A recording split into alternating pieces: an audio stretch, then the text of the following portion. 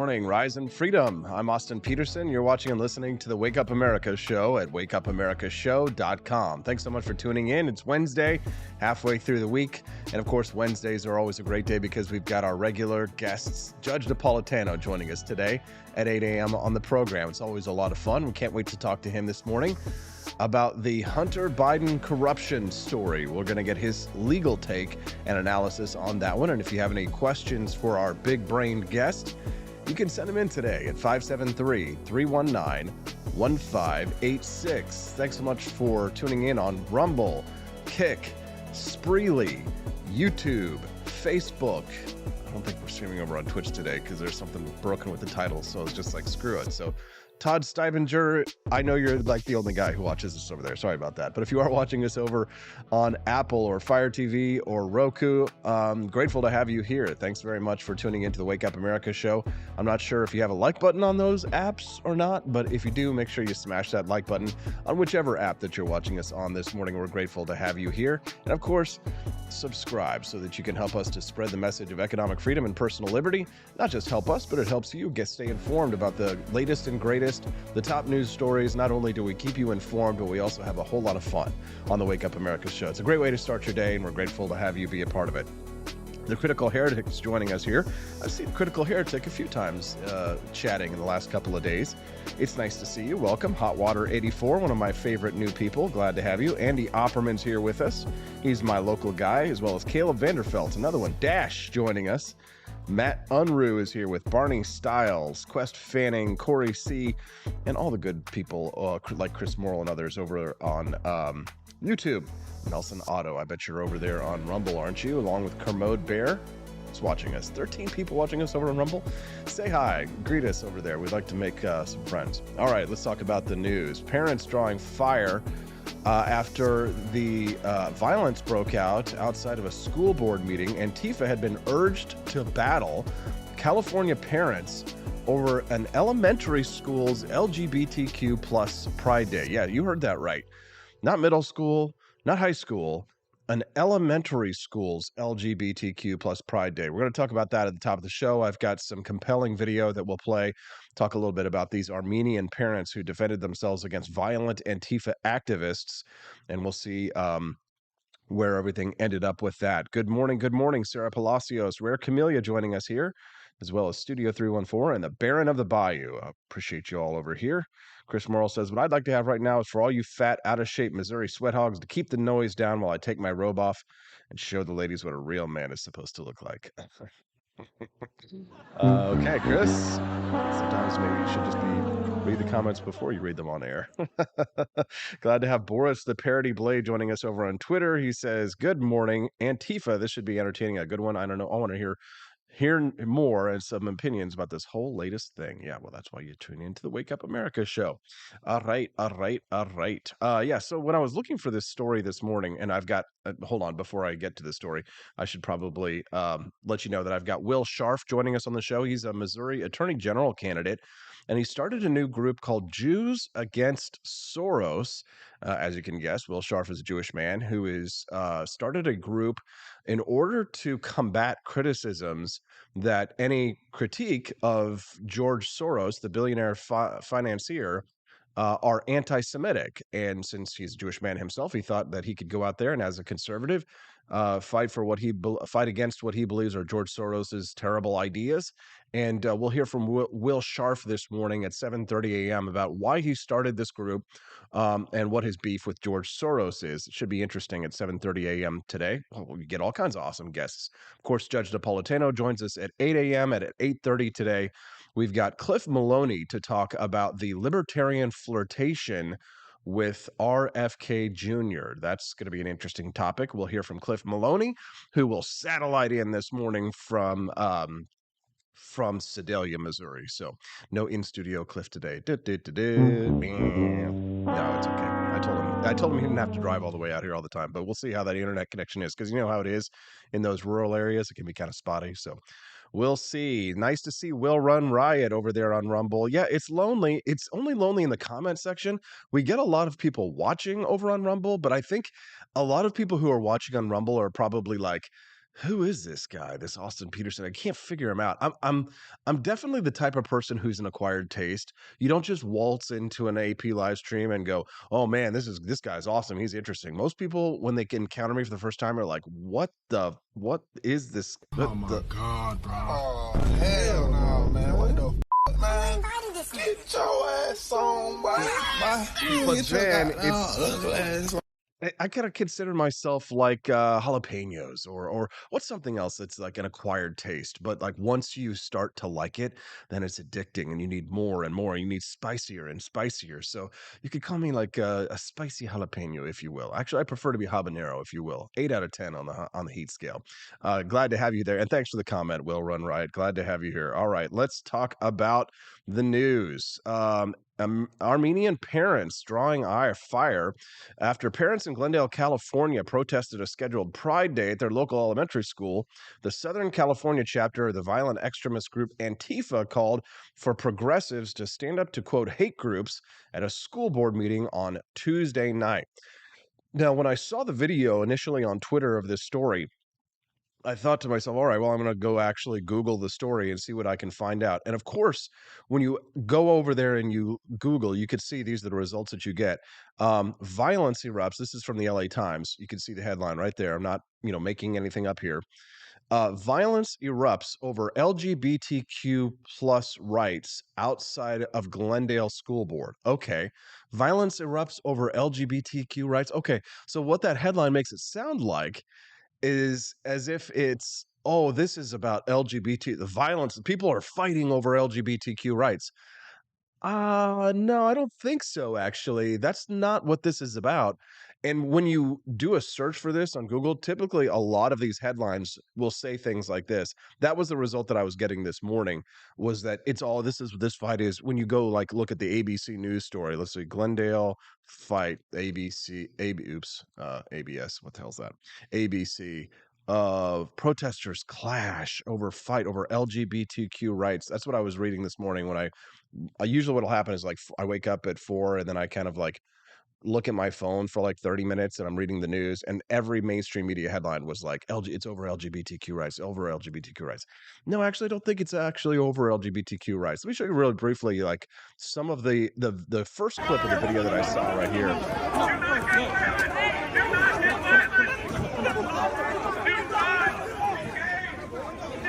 So you can see, look at these giant, you do not want to mess with these Armenian dudes. They're gigantic.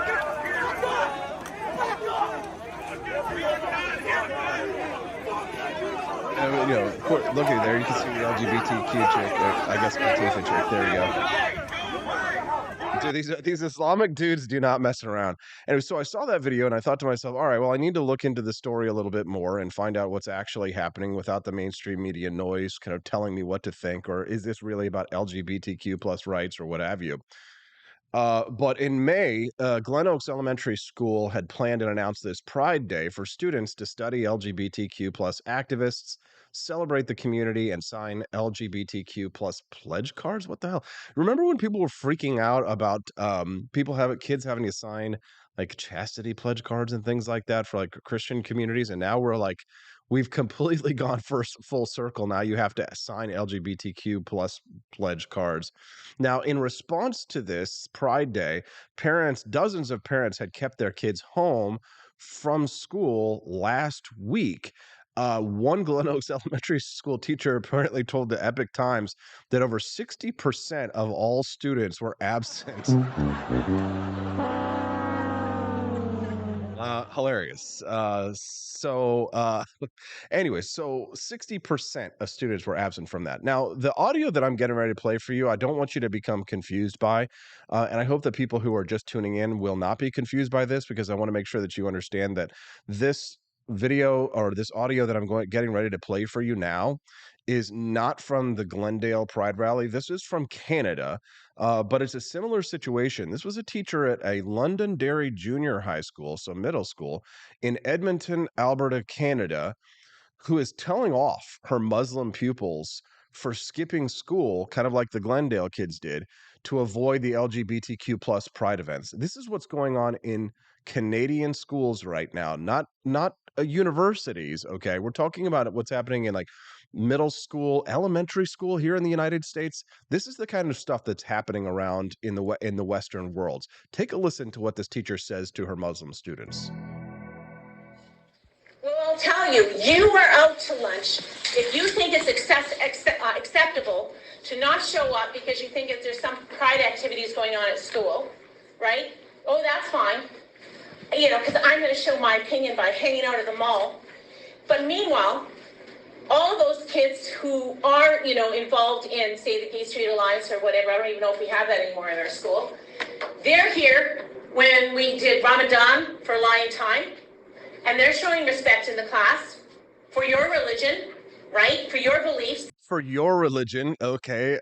Did you just kind of admit that your LGBTQ plus stuff has become a religion, lady? Anyways, let's continue. It goes two ways. If you want to be respected for who you are, if you don't want to suffer prejudice for your religion, your color of skin, your whatever, then you better give it back to people who are different from you. That's how it works. It's an exchange. And it isn't like that in all countries. As I told you, in Uganda, literally, if they think you're gay, they will execute you. If you believe that kind of thing, then you don't belong here. Because that is not what Canada believes. We believe in freedom. We believe that people can marry whomever they want. That is in the law. And if you don't think that should be the law, you can't be Canadian. You don't belong here, and I mean it. I really mean it. And it's not. Oh no, we can't be Canadian. Oh no, please. Oh, would it be terrible to not be Canadian? Chris Morrill says, if I have to choose between Muslims and gays, well, slap a rainbow on me right now. It depends on the gay, right? I guess you have to ask it. And then it depends on the Muslim. But I mean, I guess it's tough. Would I rather live in Uganda or in Canada? Okay, so give me gay old Canada any day, perhaps, all right? Being fair. But still, we can't call out this teacher and this kind of behavior when it happens.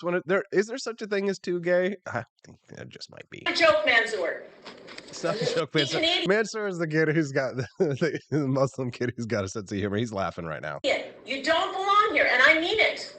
I really mean it, and it's not a joke, Mansour. You know, Mansour's back there like, and she's like, how dare you? I can't believe it. Oh no, God, how dare you? Back and forth. You want it, you got to give it. It just makes me angry. Sorry, I'm a little worked up. You're a teacher. What are you doing? This is not your job. All right. But meanwhile, back in Glendale, California, take a listen to what this teacher back in Glendale, California, had to say at the school board meeting that prompted the violence that occurred. Take a listen to this. Hi, my name is Adina. Yes, and I called your name, yes? Yes. Yes, go for it. Yes, I'm a teacher in the Can you hear district. this? I also teach in LUSD. I have 2 students in the district.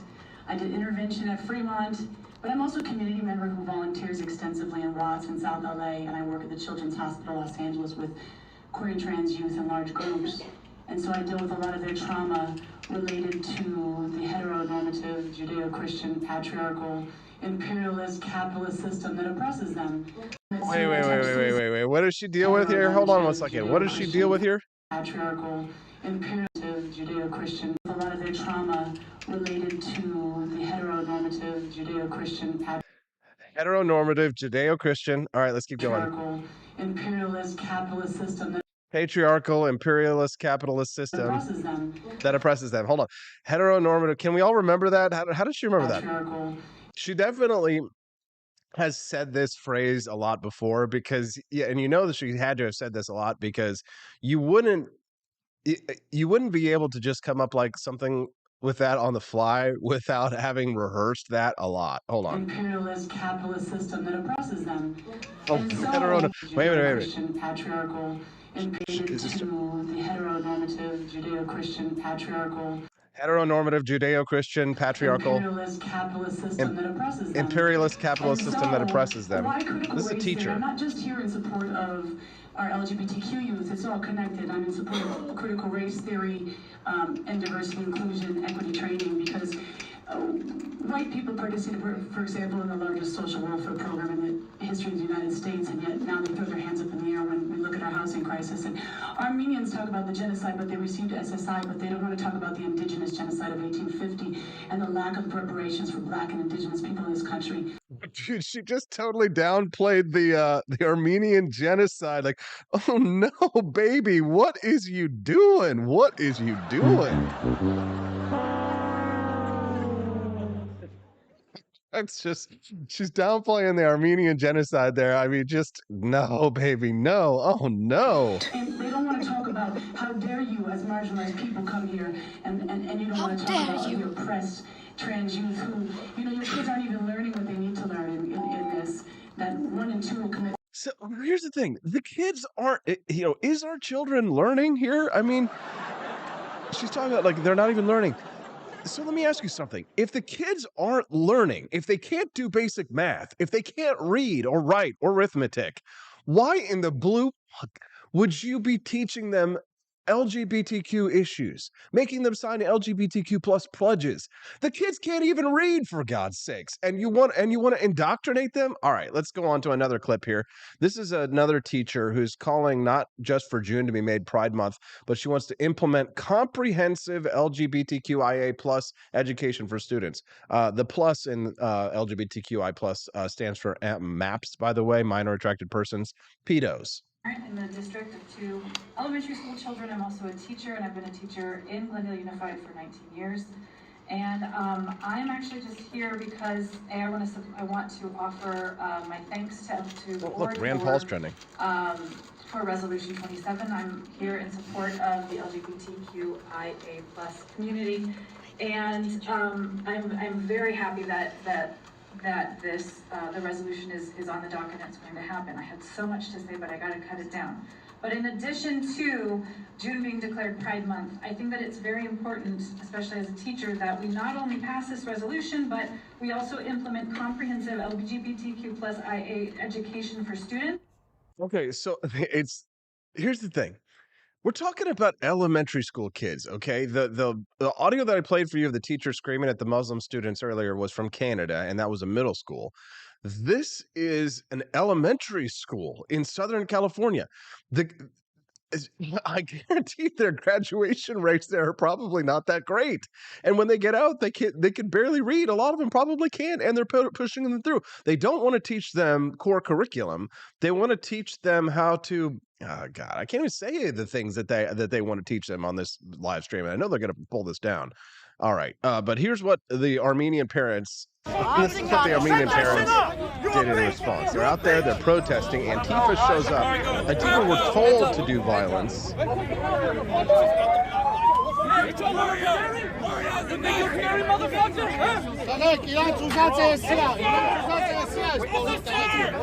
Yeah, these Armenian dudes are gigantic.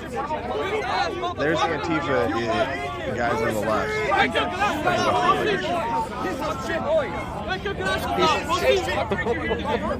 Piece of shit. What brings you here today, ma'am? What brings you here today? It's ma'am. It's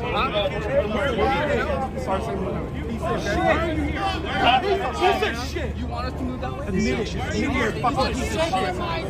Officer! Yeah, these Antifa guys are only brave because the cops are there. They would not be doing this.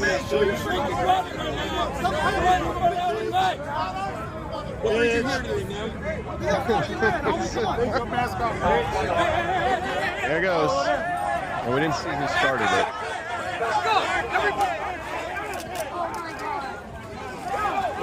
Oh my God.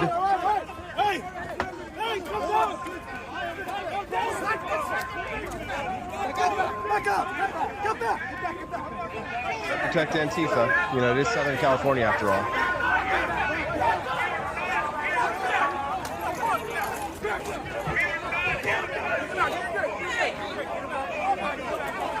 Dash over in the live stream asks, are there more effeminate boys in classes due to environmental change and community health? You know what it is? It's the chemicals they put in the water that are turning the frickin' frogs gay. You know it's true. All right, well, Parents apparently not happy, right? Parents in the Unified School District hung banners and signs with statements like, "Hey, GUSD, leave my kids alone." They were doing this over freeways and outside homes in response to the elementary school's celebration of the queer individuals. One parent of students at Glen Oaks, who asked to remain anonymous, sent a message to the Daily Signal, where I found this story, saying things have reached a boiling point out here. Parents have been raising objections for a long time now. We say, we want to know what you're teaching. We want transparency. We haven't been getting that for a very long time. Parents have gone to school board meetings trying to get answers, and they didn't get them. What we got was a bunch of opposition labeling us. The president of the DEI, Diversity, Equity, and Inclusion Commission at Glendale, told us at a board meeting they would be doing a day of love, celebrating LGBTQ+, and a lot of parents felt like their concerns and voices were being ignored. If you're going to do this on June 2nd, we'll boycott and keep our kids home on June 2nd because parental concerns shouldn't be dismissed. Parents should be heard, because I don't want my kids exposed to that. The Critical Heretic says it's just a coincidence. Obama graduated from Harvard Law as a star student of Derek Bell and taught CRT at Chicago. You know what the funny thing is about the Obama deal is that Obama even calls these people out. Obama even calls out the woke police in his own party, which is just the weirdest thing ever. Am I wrong? Anna Marie says it's the microplastics. That's what's turning the frickin' frogs gay. That's what it is. And the kids. There we go, for sure. Baron of the Bayou is a frog drinking a cup of tea this morning. I hope you're all feeling well. If you're just tuning into the Wake Up America show, make sure you smash that like button and join us every Monday through Friday from 7 a.m. to 9 a.m. Central Time. Willie Nelson is joining us over on Rumble. Good morning. Glad you guys are having a nice little conversation. See, Will Run Riot, you've got some friends over there on Rumble. Over 40 people joining us right now. Will Run Riot says, Austin, check out atrazine and frogs. I did. I checked out the study. I understand.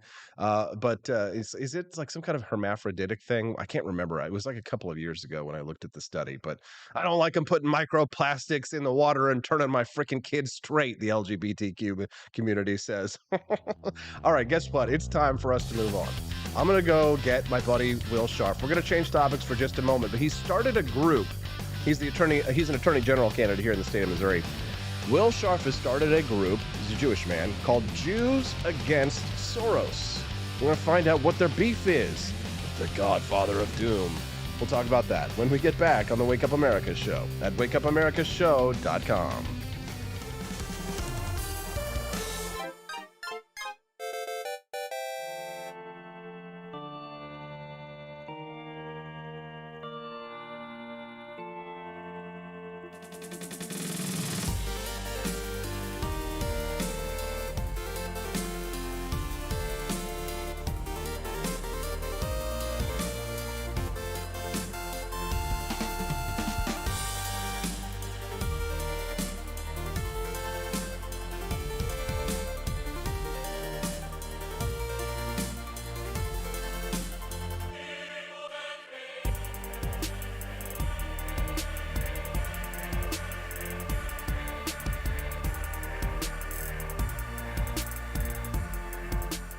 I like shooting things, but whenever I can't shoot something, I like to cut things. My life isn't all about shooting and stabbing and cutting, though. Sometimes I have to do actual work, but when I work, I still like to have fun. And there's nothing less fun than trying to cut with a crappy knife. Thankfully, from the ancient sect of Christian knights, who also loved cutting and stabbing, comes a new implement that has received my personal blessing, the Templar knife. Like the ancient sword of Excalibur, you don't choose a Templar knife, it chooses you. You just decide what kind you want on the website first, however, and then order it online, and then it chooses you. The Templar knife comes in a variety of shapes. As a man of culture and taste, I have decided I will never use a terrible knife again. And thanks to the inspiration provided by this excellent product, I have decided to launch a new crusade against anyone using less than superior knives. Join me, brothers and sisters, by visiting uppercuttactical.com/pages/Templar-knives. That's a lot of slashes. For that, you'll need a Templar knife. For 10% off, use code AP for Liberty and join me in a quest for glory, for liberty, for Christendom, for the Templar knife. Get yours today. Fire.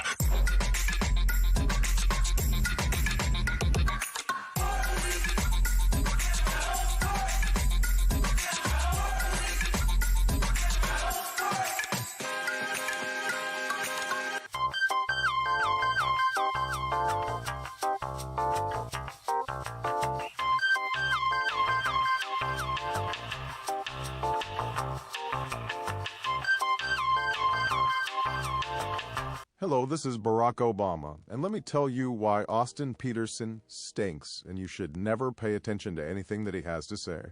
First of all, he's a libertarian, and we all know libertarians are idiots. They don't realize how important government is to everything that we do. I recently became aware that Austin has opened up a libertarian shop at apforlibertyshop.com. Now, I'm asking you as a personal favor to me that you never ever visit apforlibertyshop.com. With all of the great Liberty merchandise there, the last thing that we need to do is to get people spreading this message around the country, because then they might start thinking that they don't need government. And that's the last thing that good Democrats like us want. So if you love democracy, like me, and hate freedom, then don't visit AP for Liberty Shop. Like I said, whatever you do, do not visit apforlibertyshop.com. I'm Barack Obama, and I approve this message.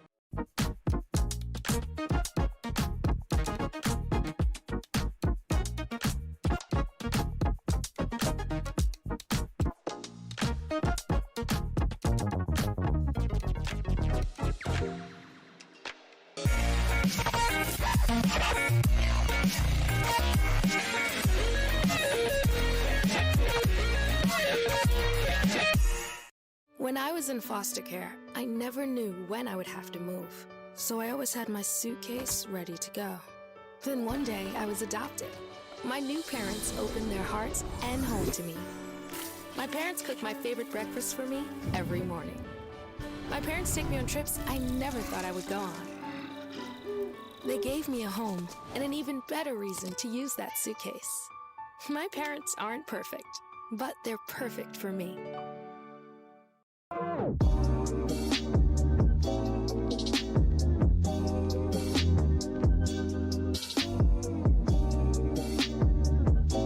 would remind you that extremism in the defense of liberty is no vice.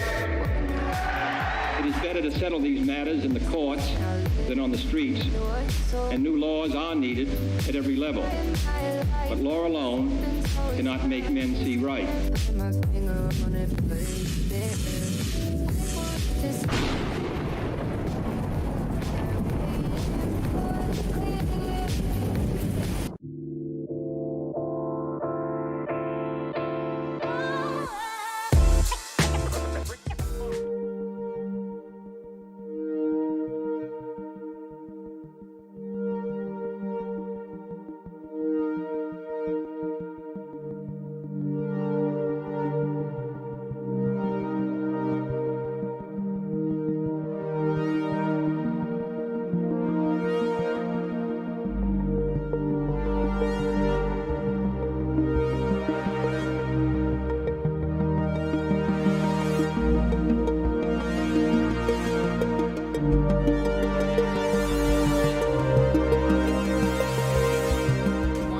Website to boost your business? You're just a click away from 5-star Fiverr talent. Hundreds of freelancer skills like web design. Head to Fiverr.com today and get something started. American conservatism is distinct, like America is distinct from the United Kingdom. American conservatism's roots comes out of the Wild West, out of pioneerism. The difference between American conservatives and European conservatives is that Americans are cowboys. We are that God, guns, gold, and girls. It's wild here, and we should stay that way. We shouldn't allow a European version of conservatism to come and infect us here. We like it wide open spaces here, you know, deep in the heart of Texas and all that.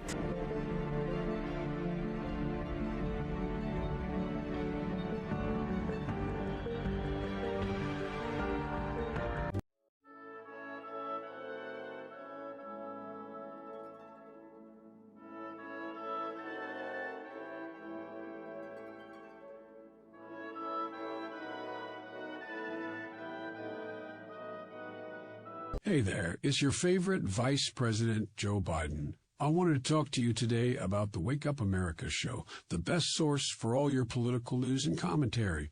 But before I get started, let me just make sure I have all my notes in order. Okay, where was I? All right, the Wake Up America show. It's a great way to stay informed and make your voice heard. Boy, what was I saying again? Oh, right. The Wake Up America show. It's important that we all stay engaged and knowledgeable about what's going on in our country and, the thing. But hold on, where was I going with all this? Oh, yeah. The Wake Up America show. It's a fantastic resource. And if you really want to make a difference, man, you can sign up to be a monthly donor at wakeupAmericaShow.com/support. Now, where was I?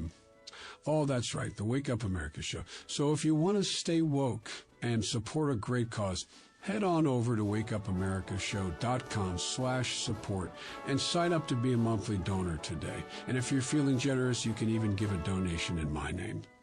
Thanks for listening, and keep on keeping on, America. Come on, man.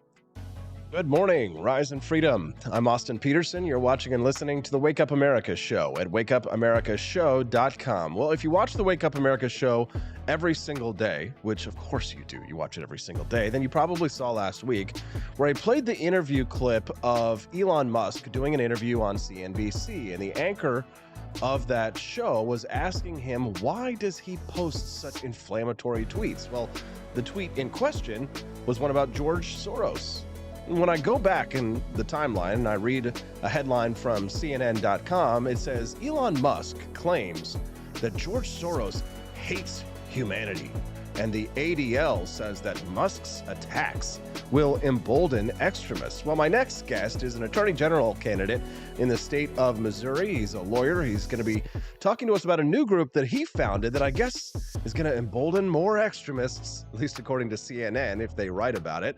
His name is Will Scharf, and he's joining us live right now. Good morning, Will. Thanks for joining us on the program. Morning, Austin. Always good to be with you, and thanks for having me on. It's a fun topic. Yeah, it is. I saw last week the headline that you and a friend had started this group called Jews Against Soros. Now, I admit I don't spend a whole lot of time researching into evil supervillains. Maybe I should spend a little bit more time doing things like that. It would make a much more interesting show. So I don't really know a whole lot about George Soros. So why don't you tell me, why did you decide to start this group, and why is he worth opposing? Sure. So George Soros, when you think about the left, both here in America and around the world, is one of the key figures that funds the most radical fringe of the left. Whether it's open borders policies, whether it's soft on crime prosecutors, which we've seen here in Missouri. He spent over $100 million to defeat President Trump, or his network did in 2020. He spent over $150 million on the midterm elections last cycle. Wherever you sort of pull the strings, George Soros, more often than not, ends up behind the curtain. So he's an immensely powerful guy. He made his money largely in foreign exchange transactions back in the 80s and 90s. He's a multi-billionaire. He funds a network of organizations that causes so much just death and destruction. And every time you criticize him, as Elon Musk found out, there are these left-wing groups that will call you anti-Semitic. So I'm Jewish, as you know. A friend of mine, Josh Hammer, who's a senior editor at Newsweek, is also a Jewish conservative. And we started talking about just how outrageous this was. And then we decided to do something about it. So we founded this group called Jews Against Soros. We put up a website. We started tweeting. all the usual stuff. And the response has been just insane. We've had tens of thousands of people reach out to us. We've had thousands of people sign up and say that, they're a Jew against Soros as well. And we're looking forward to building this out, because it's ridiculous that you can't criticize this key figure on the left without being smeared as an anti-Semite. Yeah, if you're just tuning into the Wake Up America show, thanks so much for joining us. If you like the content you're hearing this morning, make sure you click that like button and subscribe so you can help us to spread the message of economic freedom and personal liberty.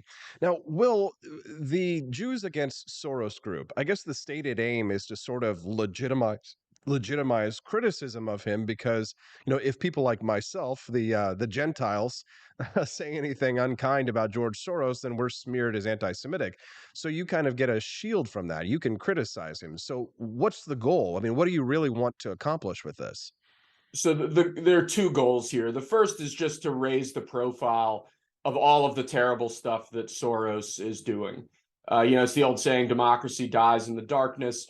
Soros has an intricate web of organizations and networks through which he funds a lot of the radical leftism that we see taking hold in our schools and on our streets all over the country. And the more attention that the right pays to the damage Soros is doing, the tougher it's going to be for him to continue operating the way that he's operating. So that's objective number one. Objective number two, as you said, is just fighting back against this smear that the only reason you could possibly criticize this guy is anti-Semitism, because it's bunk, it's unfair, it speaks to a larger double standard between left and right in America. And Josh and I felt that we were, I wouldn't say uniquely situated, but particularly well situated to take on this fight. And we're having fun with it. So I mean, you guys do seem like you're having fun with it. I mean, you say you've gotten tens of thousands of people responding to this, so it seems as if there's a hunger. A lot of people are awake to the threat that George Soros challenges them. But talk a little bit more about his actual actions in funding the far left and in the Soros-funded prosecutors. I think we had one just that was forced to step down here in the state of Missouri. The Soros-funded prosecutor Kim Gardner. Can you talk to that? Yeah, so the networks you need to be looking at when you think about George Soros, it's the Open Society Foundation, and there are a couple variants on that, but if you see Open Society, that means Soros. And then there's Democracy Alliance, which is a major network of left-wing donors that Soros founded, I think about a decade ago now.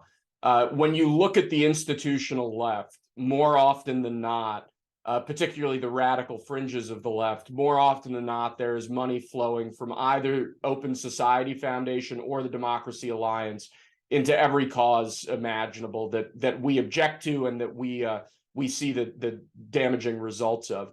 On the prosecutor issue, it is a fact that Soros has spent tens of millions of dollars electing far left soft on crime prosecutors all over the country. Here in Missouri, we had Kim Gardner, who was just forced to resign. You've had Kim Fox, you had Chesa Boudin in San Francisco, Alvin Bragg, who was elected on a platform of indicting President Trump for something, anything, whatever, and then who went out and did that. Bragg was supported by Soros. We've seen this in Virginia. We've seen this down in Florida. I mean, the guy has spent tens of millions of dollars electing prosecutors who don't want to prosecute crime. And somehow, if you call them out on it, you get called an anti-Semite. And it's insane. Do you think that Soros gives Jews a bad name? I think Soros gives humanity a bad name. I think he's one of the most deeply evil men in the West. And I think his efforts to undermine America, our ideals, our institutions, just the cause of freedom and liberty that I know you've been a fighter for a time. I mean, this guy has to be stopped, and we need more people, not less people, standing up against him. And the anti-Semitism smear is a scary one for good, decent people. And I think it's one of the things that's been holding back folks on the right from confronting Soros more aggressively and more directly. Now, it is true that some right-wing anti-Semites have kind of focused in on Soros and promoting anti-Semitic conspiracy theories that, it's the Jews that control the world. So, I mean, there is that fringe element out there. Yeah, I mean, look, there are always crazies out there, but what the left does very effectively is conflating mainstream right-wing criticism or conservative criticism of any figure that they happen to like with that fringe. And that's the double standard that I alluded to earlier, that when folks on the left say the most nasty, disgusting things about people on the right, somehow that's always fair game. But the second people on the right fight back, they're racists, they're anti-Semites, they're bigoted, whatever. And it's a way of shutting down conversation. You know, there's a saying among lawyers, if the facts are on your side, you pound on the facts. If the law's on your side, you pound on the law. If neither's on your side, you pound on the table. That's what the left is doing more often than not, that the arguments are so stacked against them because their policies have just failed decade after decade after decade, that the only thing they can do is attempt to smear us as bad people. They don't have any other argument. So anything we can do to fight back against that and to push back against that just horrible way of engaging in political discourse. Absolutely. If you're just tuning into the Wake Wake Up, take every op. Absolutely. If you're just tuning into the Wake Up America show, my name is Austin Peterson. We're grateful to have you here. Make sure you click that like button if you're appreciating the content that you're hearing this morning. I'm speaking to Will Scharf.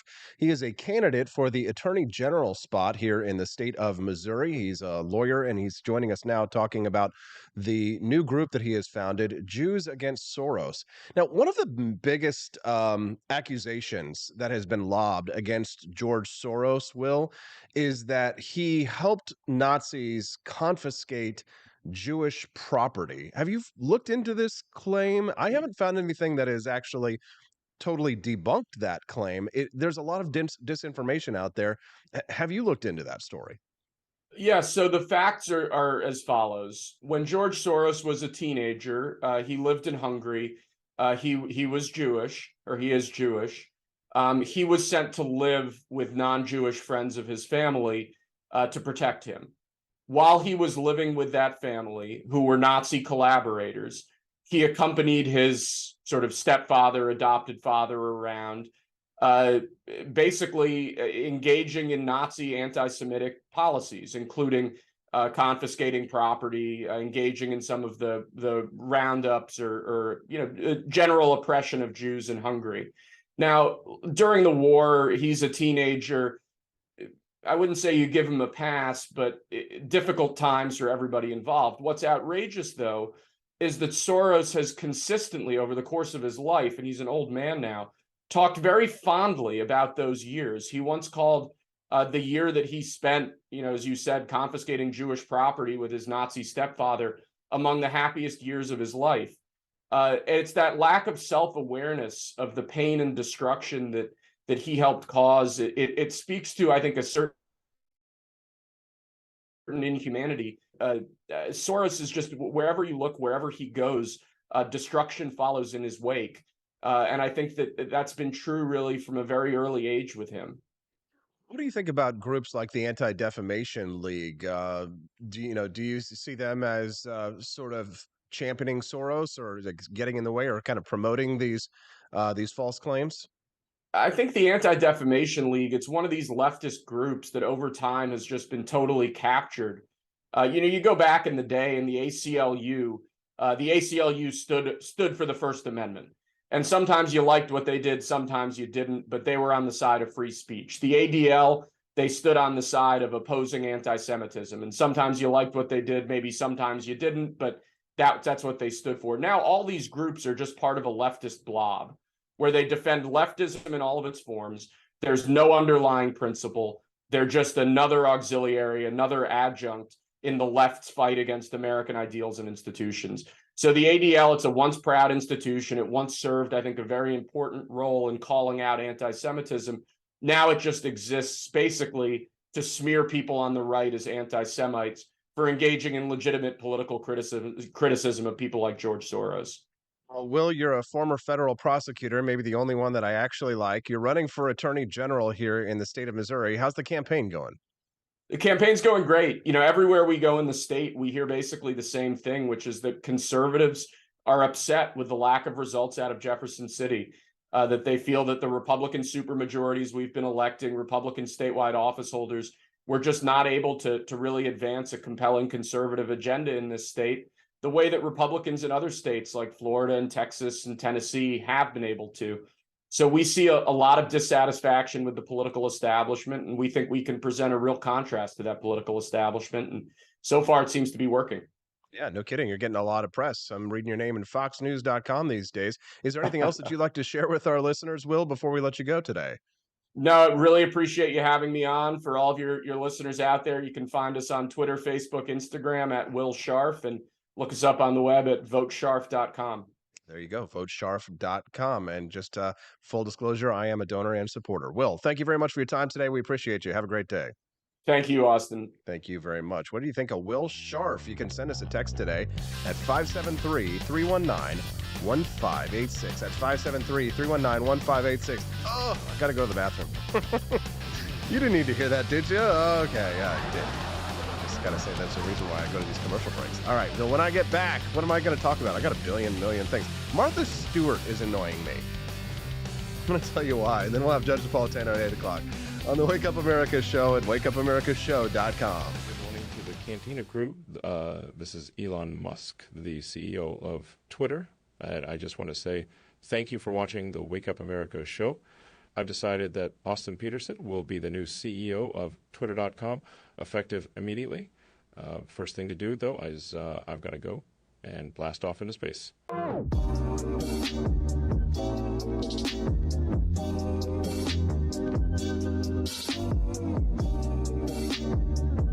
If there wasn't going to be somebody who was a fiery champion of liberty, somebody who would get out there and who would be aggressive, and if they wouldn't do it with more fire or passion than I had, then I would go and I would fight this battle for us.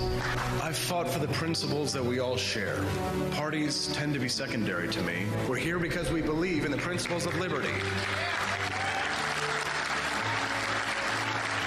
I am not a perfect messenger, but I think I'm a damn good one. This is a replica of our first president's flintlock pistol. You have my full support, my respect, and my gun.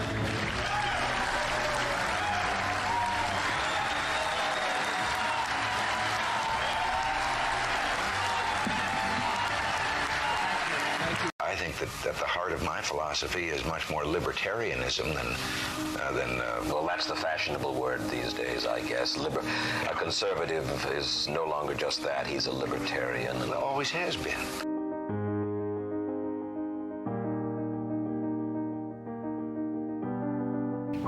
Yet any time you and I question the schemes of the do-gooders, we're denounced as being against their humanitarian goals. They say we're always against things, we're never for anything.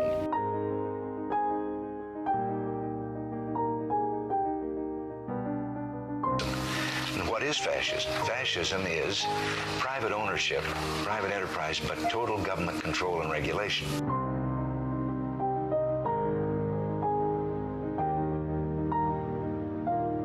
Well, the trouble with our liberal friends is not that they're ignorant. It's just that they know so much that isn't so.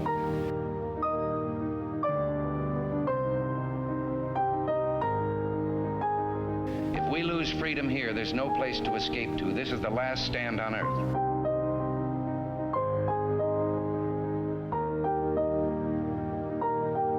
This is the issue of this election. Whether we believe in our capacity for self-government or whether we abandon the American Revolution and confess that a little intellectual elite in a far distant capital can plan our lives for us better than we can plan them ourselves.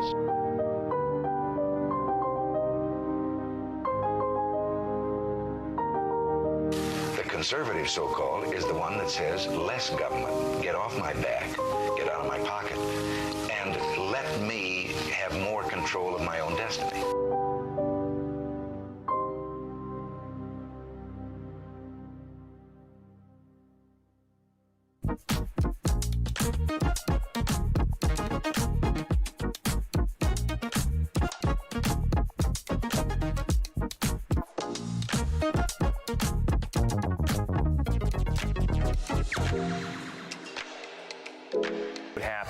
If I had to pick up the phone, call 911 for one of my family members or one of my neighbors, what would I do if no one was on the other end to respond? What if there was no 911?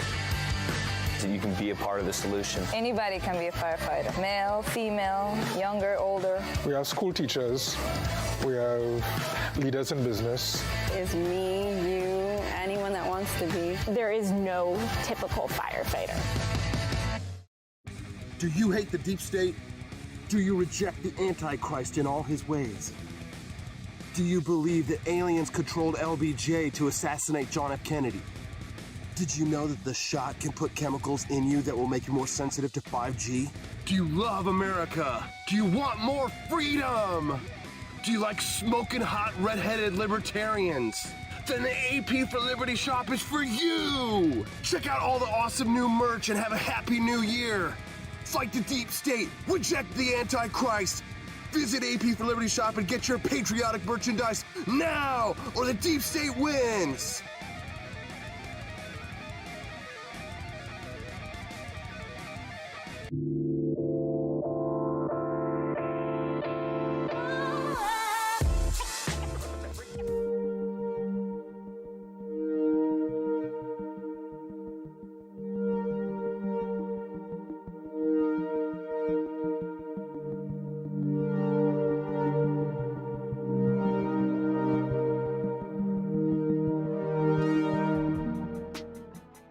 Morning, Rise and Freedom. I'm Austin Peterson. You're watching and listening to the Wake Up America show at wakeupAmericaShow.com. How you feeling today?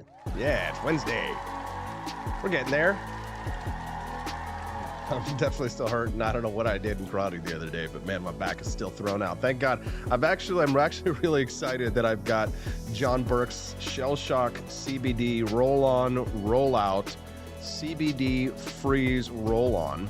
Says it penetrates even the heaviest of armor. I didn't just think, oh, I'm just going to do this ad, but I'll tell you, on Monday night, this is karma. I know that I totally did this to myself, but Steffi, my wife, she does karate with me, and she was kind of like complaining on one hand, like about like the workout, and then on the other hand, she was also like, oh, I can do that. That's easy.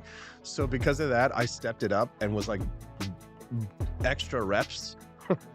So guess who actually got busted for that? Yeah, that was me. Yep. And then yesterday, I could barely move. I was hurting so bad, my lower back. Thanks, that's what I get for pushing my wife too hard in karate class. So I tried John Burke's Shell Shock CBD roll on, roll out. I'd already been trying the gummies and sampling the delicious gummy fare, the Delta 8 stuff.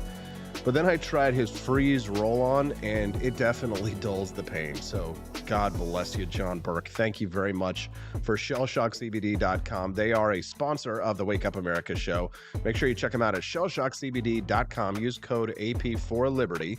That's AP, the number 4, AP4Liberty. Let me put some of that roll-on right now like an old man. Oh, God, it hurts so bad. Oh, you know what I should do is I should just... One of these days, I'm going to crack into that chocolate Delta bar over there. I don't know if you can see it. Hold on, let me hit the camera button right there. One of these days, I'm going to crack into that Delta bar on the show live, and it's just going to be, Austin, your political career is over. I think it's pretty much over anyway, but it's definitely over because once somebody grabs the footage of me like doing a Delta 8 bar on camera, it's like, I don't know if you know who Adam Kokesh was, but he used to like do drugs live on camera. Anyways. All right. Martha Stewart is annoying me. All right. She's 81 years old. She revealed in an interview this week she's not a big fan of the hybrid work schedule. She says you can't possibly get everything done working 3 days a week in the office and 2 days remotely. She says, look at the success of France with their stupid, off for August, blah, blah, blah. She continued, that's not a very thriving country. Should America go down the drain because people don't want to go back to work? Blah, blah, blah. So we all know the hybrid work schedule. I swear to God, it's people like Martha Stewart that are going to turn me communist. I'm finally going to flip. I just get so annoyed with this because she was bitching about employees who don't want to get a phone call on Sunday. And she's like, I'm sorry, but I had an employee who said, I'm not available to work on Sunday in the evenings. And she's like, if I want to call you on Sunday in the evenings, how much are you paying that employee is what I want to know. Again, I'm not turning communist or right-wing populist or anything like that, hating on the corporations. But, well, yeah, I am kind of hating on the corporations a little bit. I just want to say that, yeah, here's the thing. If you're not paying me $250,000 a year and up, or some kind of ridiculous salary or something like that to be available 7 days a week, 24 hours a day, then screw off, Martha Stewart. I don't want to hear about it. Because one thing that the COVID-19 pandemic taught us is that our employers, and we kind of knew before the pandemic, our employers do not give one shit or two shits about us. They do not care about us. They do not care. I can't tell you how many times I was exposed to danger during the pandemic. They don't care, and it's fine. Listen, if you're working in an emergency industry or something like that, you're a police officer, firefighter, or whatever, it's fine. But the fact is that the employers do not, we're a family and all that kind of stuff. No, yeah, BS. We're a family. I hate that, hearing that. But Martha Stewart, of course she has this attitude because she's making the big bucks. She's making the millions. I know I sound like a lefty communist. You know what? I better wake up. I better go get Judge Napolitano. I'm going to go get Judge Napolitano and have him slap some liberty into me, some capitalism. How's that? Get his big, fat capitalism stick and whack me on the head with it. That's a little odd, don't you think? All right, we're going to talk to Judge Napolitano about Hunter Biden and the corruption story, the ongoing corruption case. If Hunter Biden has a case against him for owning a gun while using drugs, guess what their lawyer is going to argue? You'll never believe it. When we get back, we'll talk to Judge Knapp on the Wake Up America Show at wakeupAmericaShow.com. Donald Trump and I approve this message. Believe me, Austin Peterson is the best. He's got the greatest Wake Up America show I've ever seen. Whenever I tune in the mornings and watch the live stream, let me tell you, he has got the absolute best content. I love his guests. It's just a total blast to watch, and I highly endorse and recommend the Wake Up America show. It's terrific, believe me. Step right up, ladies and gents, to learn about the coolest president yet. He's not just any old prez, he's Calvin Coolidge, and boy oh boy is he different from the rest. He was quiet as a mouse, but don't you underestimate his power. He knew how to handle money, and he didn't waste an hour. He cut taxes, lowered debt, and balanced the budget with ease. No wonder the Roaring Twenties brought such prosperity and peace. But don't take my word for it. Grab a copy of Calvin the Coolest President and see for yourself. It's a children's book that'll make you smile and help your little ones learn about wealth. You can find it on Amazon Kindle or get your hands on a paperback at apforlibertyshop.com. So come on down and get yourself a copy of the book that's making waves all around town. You won't regret it, so get ready to be floored because Calvin Coolidge, well, folks, he really scored.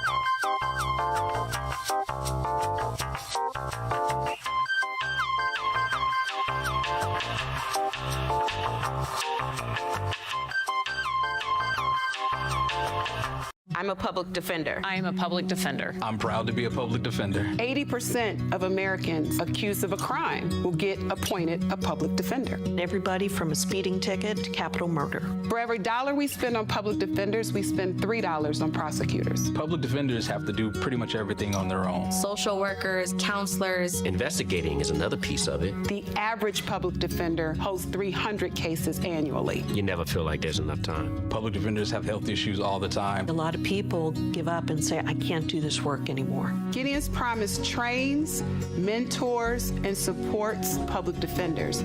There are a lot of people who say that they would not still be public defenders, but for Gideon's Promise. It's fueled me to continue on in this fight. Gideon's Promise has changed the face of public defense. People see us as troublemakers. Good trouble only. We don't make it easy. It should not be easy to take away someone's liberty.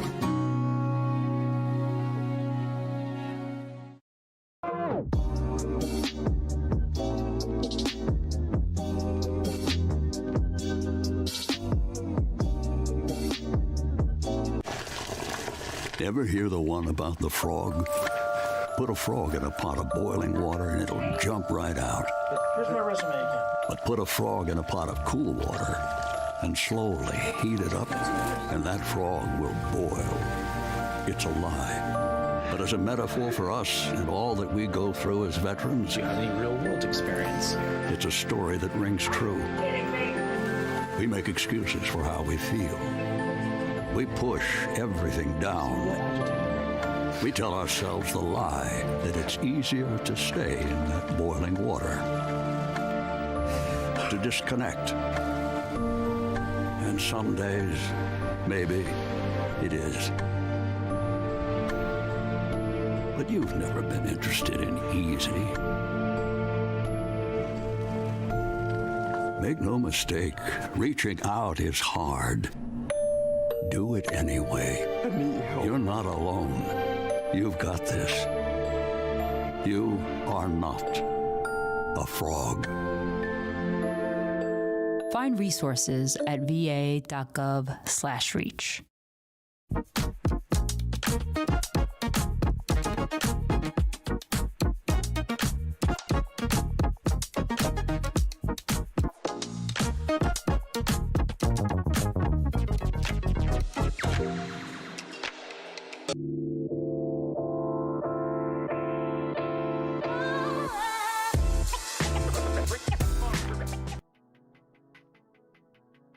Good morning, Rise and Freedom. I'm Austin Peterson. You're watching and listening to the Wake Up America show at wakeupamericashow.com. Well, it's Wednesday, which means, of course, it's time to get your big brain caps on. Take off the dunce caps. We've been talking about stupid stuff until now.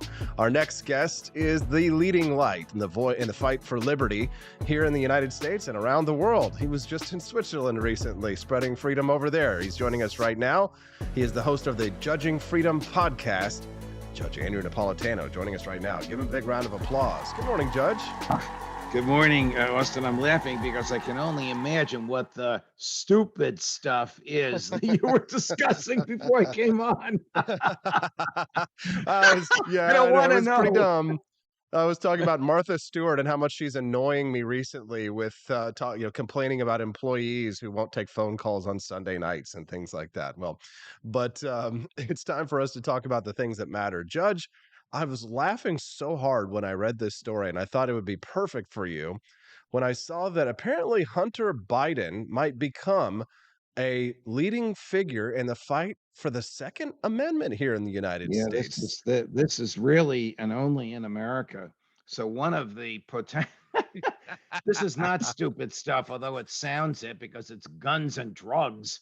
I mean, Hunter, one of the potential charges against Hunter Biden, the president's son, is the possession of a firearm by an habitual user of drugs. There is a federal statute that prohibits a person who habitually uses controlled dangerous substances from even applying for an owner's permit. We're not talking about a carry permit. We're talking about an owner's permit in the states that require them.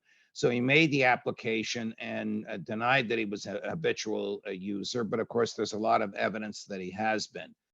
Then the Supreme Court comes along and says that the state laws regarding ownership and carry of firearms must mirror the way the states treated firearms at the time the Second Amendment was ratified. Well, at the time the Second Amendment was ratified, the framers themselves regularly smoked hemp and regularly consumed what today would be considered a controlled dangerous substance. So this might vary. So the prosecutors have been told by Biden's lawyers, if you charge him with this, this is what you're going to confront: a motion to dismiss based on the Bruin case. That's the Justice Thomas 6-3 Supreme Court opinion, saying the standards today must be the same as they were in 1791. And you'll lose that. So now they're rethinking whether or not to even charge him with this, because if they charge him with this and they lose it, this opens up the opportunity for thousands of people in the United States to get permits to own, and in some states, carry firearms. Do you think that it'll actually happen, Judge? I would think that they would do absolutely anything they could to avoid having something like this go to trial. Well, that's the hope of the defense lawyers, that they fear that they will open up a can of worms for themselves by inviting habitual drug users, controlled dangerous substances, so-called, to apply for owner permits, that they might not charge Hunter Biden with this. Now, he has a lot of other legal issues, matrimonial issues, tax issues, was he a foreign agent, representing a foreign government, et cetera. This is the kinkiest of them, and probably the one of most interest to your audience and to mine, because it involves the Second Amendment. Kidding. I like hearing you use the word kinkiest, Judge. Well, you started this with the stupid stuff.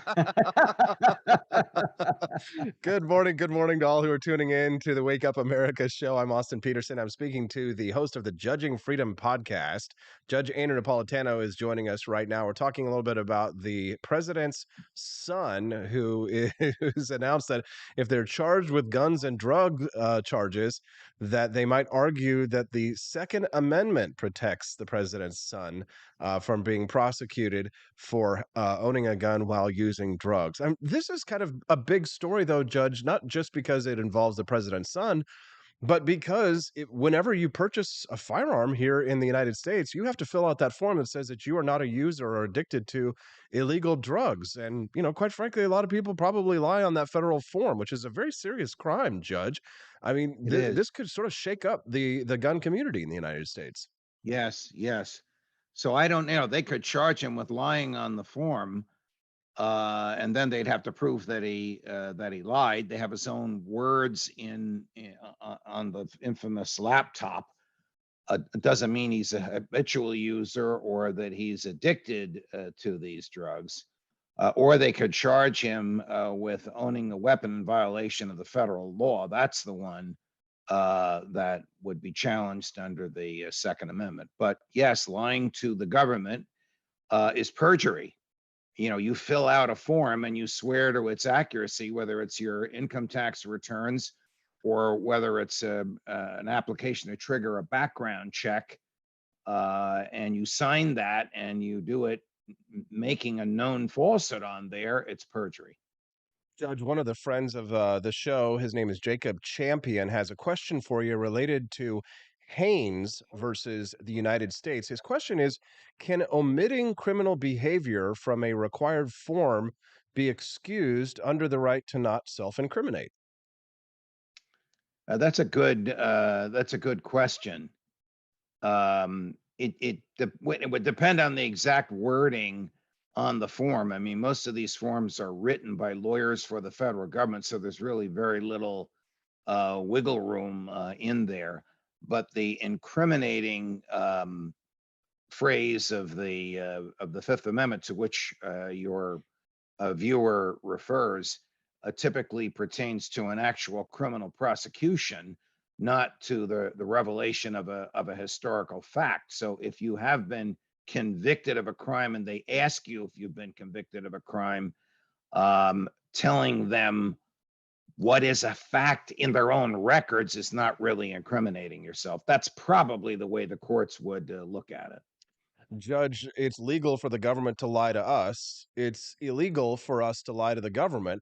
My question for Yes. you is, should it be legal to lie to the government? Yes, it should be legal to lie to the government. A, you have the right to say whatever you want. B, you have the right to remain silent. C, you have the right to tailor your words. And D, the Supreme Court has been very clear on this. The government can lie to us. I mean, the famous case, I know you mentioned her earlier in a different context, is Martha Stewart. She's having a conversation with an FBI agent and her corporate, not criminal defense lawyer, because she doesn't know at this point she needs a criminal defense lawyer. During the conversation, the FBI agent lies to her. She lies to the FBI agent. Same conversation. She ends up going to jail. The FBI agent gets a promotion. Now, are they morally different from the rest of us that they can legally lie to us, but we can't lie to them? It's absurd. The most extreme case I know of this is a Colombian drug dealer cornered by DEA agents in downtown Brooklyn coming out of a phone booth in the days when we used to have phone booths. And they say to him, "What's your name?" And he says, "Nancy Reagan." And so they arrest him. I mean, they know what they want him for, but they don't have the probable cause with them. They arrest him for lying to the FBI. That, of course, triggers all sorts of other evidence against him, and the court upheld it. Judge, is this Hunter Biden case something that, do you think this is a sideshow, or do you really think that this is a big story? Is this something that could bring down the Biden administration, or do you think that they bring up some minor charges and he just gets a pardon and everybody moves on? Where do you think this all heads? I think the latter is the way it will happen. I mean, even if Joe Biden is not reelected, he'll still be president for 2 months after Election Day, and that's typically the time when presidents issue pardons. There would be no political downside to him personally pardoning his own son. Now, if it turns out that there is some unlawful payment to the then vice president or the then Mr. Biden, it'll depend on what had happened. These crimes, federal crimes, there are a few exceptions, but the vast majority of federal crimes, which include things like failing to register as a federal agent or money laundering or bribery, statute of limitations is 5 years. Now, all this stuff happened, if it did happen the way the Republicans in the House claim they have evidence to show that it did. It happened more than 5 years ago, so I don't know who can be prosecuted for it. If they come up with evidence to show that Hunter Biden received $50,000 a month from a public utility in Kyiv just because his father was the vice president, and that some of that money went to the father, that would be devastating to old Joe, but it would not result in a prosecution because it happened too long ago. Judge, I'd like to segue here, if you wouldn't mind, to the presidential race itself, because, and I know I didn't prepare you for this, but I know you're good with rolling the punches. Have you been following the campaign of Robert F. Kennedy Jr. very much? I have, Okay. and every time he opens his mouth, his poll numbers go up. my father, who's very conservative, maybe libertarian leaning, we were fishing together last week, and he brought up RFK Jr. and said how much he really appreciates that he's giving Biden such a hard time. His poll numbers are like 20%. I mean, more than double digits. So, and they're talking about not having a debate. I love how the Democrats, and don't you love a judge, how the Democrats always are talking about democracy, and yet they're refusing to allow there to be a debate. Well, I don't think that Joe Biden would be competent to participate in a debate, whether it's against RFK Jr. or pick your person amongst the Republicans. I think even the Democrats recognize his mental limitations, perhaps caused by age, who knows? But they're there, and they're kind of obvious. But RFK Jr. is going to scare the Democrats, and quite frankly, scare the Republicans too. He is the most. I mean, this sounds crazy. His last name is Kennedy, and he's a Democrat. He is the most libertarian person running for president of the United States right now. Oh, that's quite a His statement. brother Douglas, a former colleague of yours and mine at Fox, is an open and notorious libertarian, even though he's a Kennedy. Bobby has a very big heart, extremely well read, understands the issues. And I don't think I agree with him on a lot, but on many core issues like the role of government in our lives, like war and peace, like control over your own body, like privacy, like civil liberties, like government surveillance, like the deep state. I mean, I'm 100% with him. Anyone that has the courage to say my father and my uncle were murdered by the CIA it tells you a lot about his thinking and his personal courage. Now, in the past, RFK Jr. has made the typical Democrat comments when it comes to guns here in the United States. He's not a libertarian when it comes to guns. However, the other day, I think in, noticing that he has a little bit more of a libertarian following these days because of his stance on mandatory vaccines and COVID tyranny in the deep state, I think he's sort of starting to tailor his message to try and appeal more to libertarians, Judge. But what I find fascinating about the sort of duality of the Democrat position, whenever you push RFK on his stance on guns, he will fall back on saying, well, I've had gun violence in my family. But that doesn't make sense to then turn around and say, well, the CIA killed my uncle. How does that correlate with a view on civilian gun violence? Shouldn't the position be that we should be disarming the feds It would, but it doesn't quite make sense. Do you kind of understand Yeah, what I'm I don't. saying? I don't know if he's. I obviously don't know if he's thought this through. My guess is he has, because he's very cerebral. I don't know if he's articulated this aloud. The way you've articulated it is, of course, the way I would. We don't need a CIA. We don't need an FBI. They do far more destruction to personal liberty than they do preservation of anything. All they do is preserve their own hegemony, really. The CIA is particularly nefarious as part of the national security state, which has dirt on so many members of Congress that their budgets just keep expanding, no matter how outrageous their practice may be. But whether Bobby, as he likes to be called, whether Bobby has made the connection between federal guns and personal safety, I don't know. I hope he gets there. Yeah, and me as well. Judge, one of the questions that I frequently get, I sell a T-shirt in my shop that says "Abolish the FBI." It's quite a popular shirt. One of the questions that I frequently get whenever I post about that shirt, because typically there's almost every day there's some bungling by the FBI or some agent provocateur situation, and so there's always a reason to be talking about it. Vivek Ramaswamy, one of the Republican presidential candidates, actually came out and said we need to abolish the FBI. And when pressed about it, he didn't really have a good answer about what would be done in regards to enforcing federal law. Now, Judge, you and I know that initially there were only like a few federal laws that had criminal enforcements, two criminal laws Right. that had enforcement. So in that event, let's say that there did need to be the enforcement of those two laws. Would that be done by, for example, maybe the federal marshals that we currently have already instead of an FBI if we had our way? No, it would be done by the investigative authorities in the states in which the alleged crime occurred. I mean, we didn't have a Department of Justice until 1870, 5 years after the war between the states. We didn't have an FBI until shortly after Woodrow Wilson left office.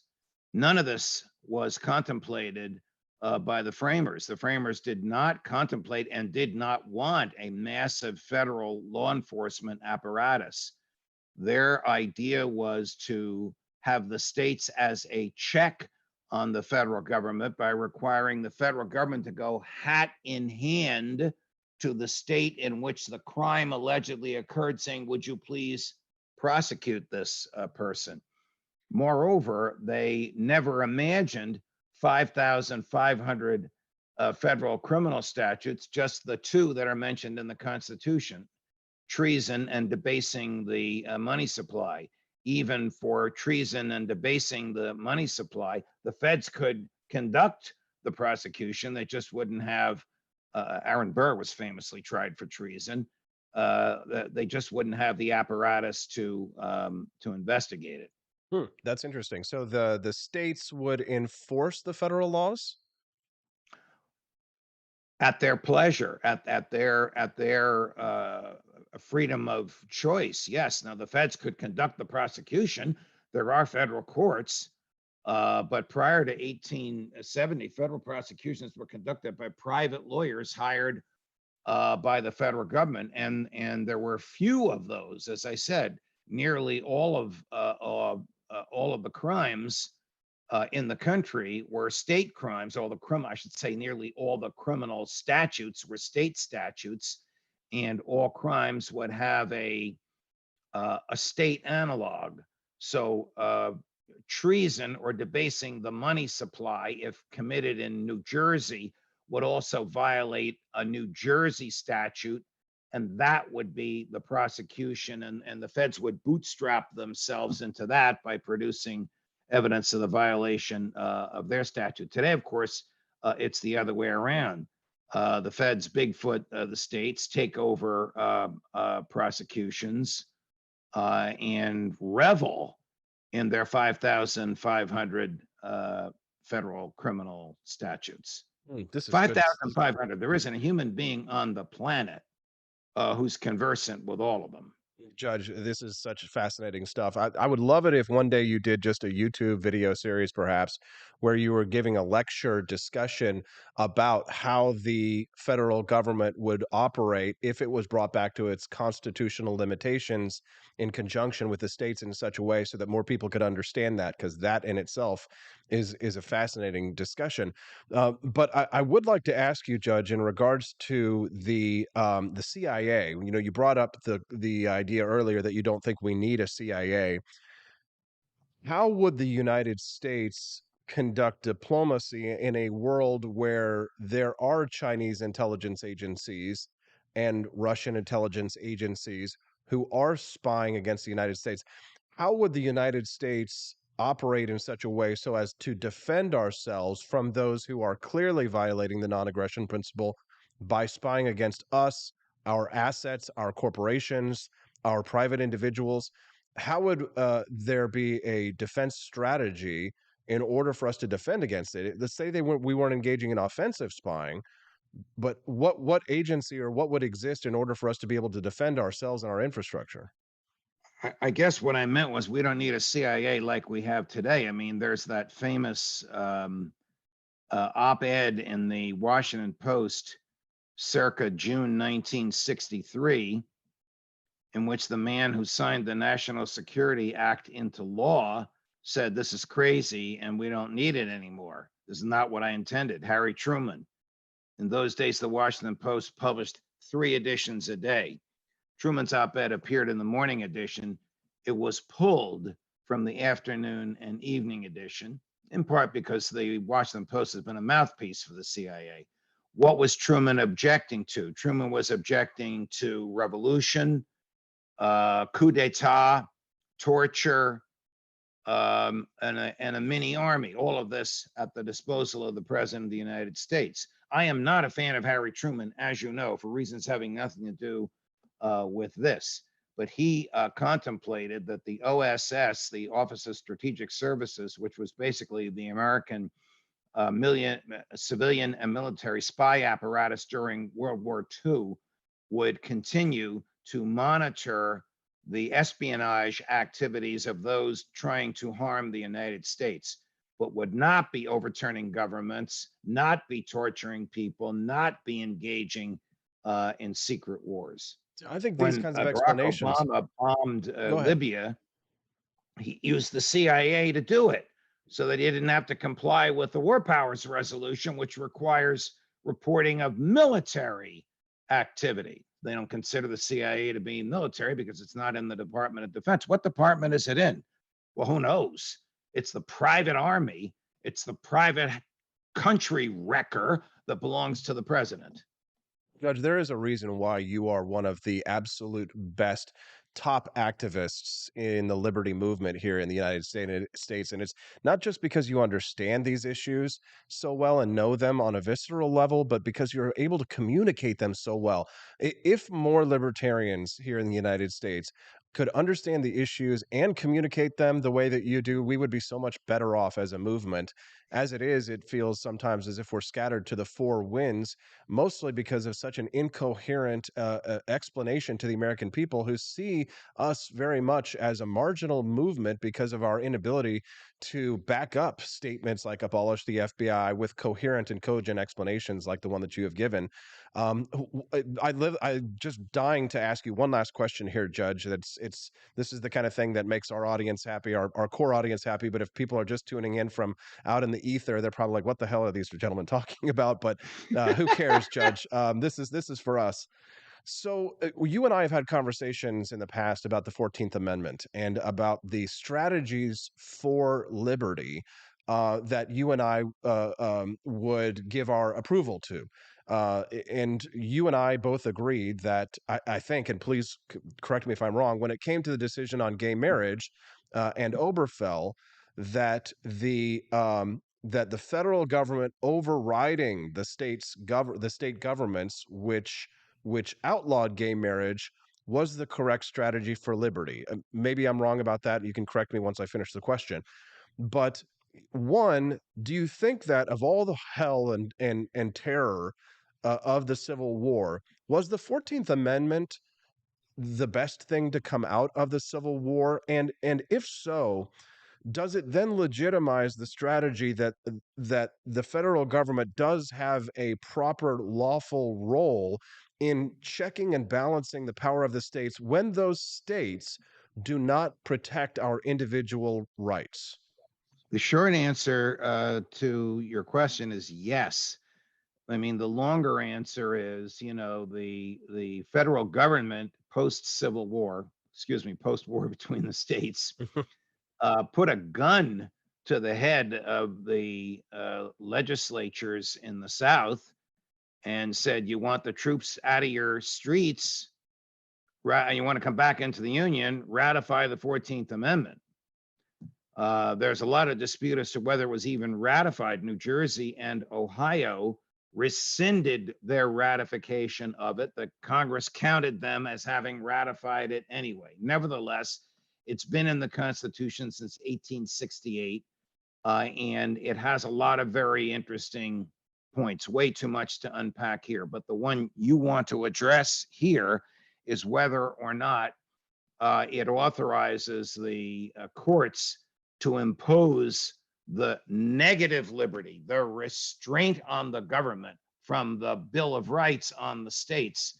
And clearly it does. And without that, the states would become a tyranny. The only advantage of the states being tyranny is you can leave them and still become an American, but the states can be just as tyrannical. So Madison and Jefferson could not have foreseen the 14th Amendment, but it is part of the checks and balances, just as, again, under Madison and Jefferson, the states can nullify federal legislation which their highest courts or their legislatures deem to be a violation of the US Constitution.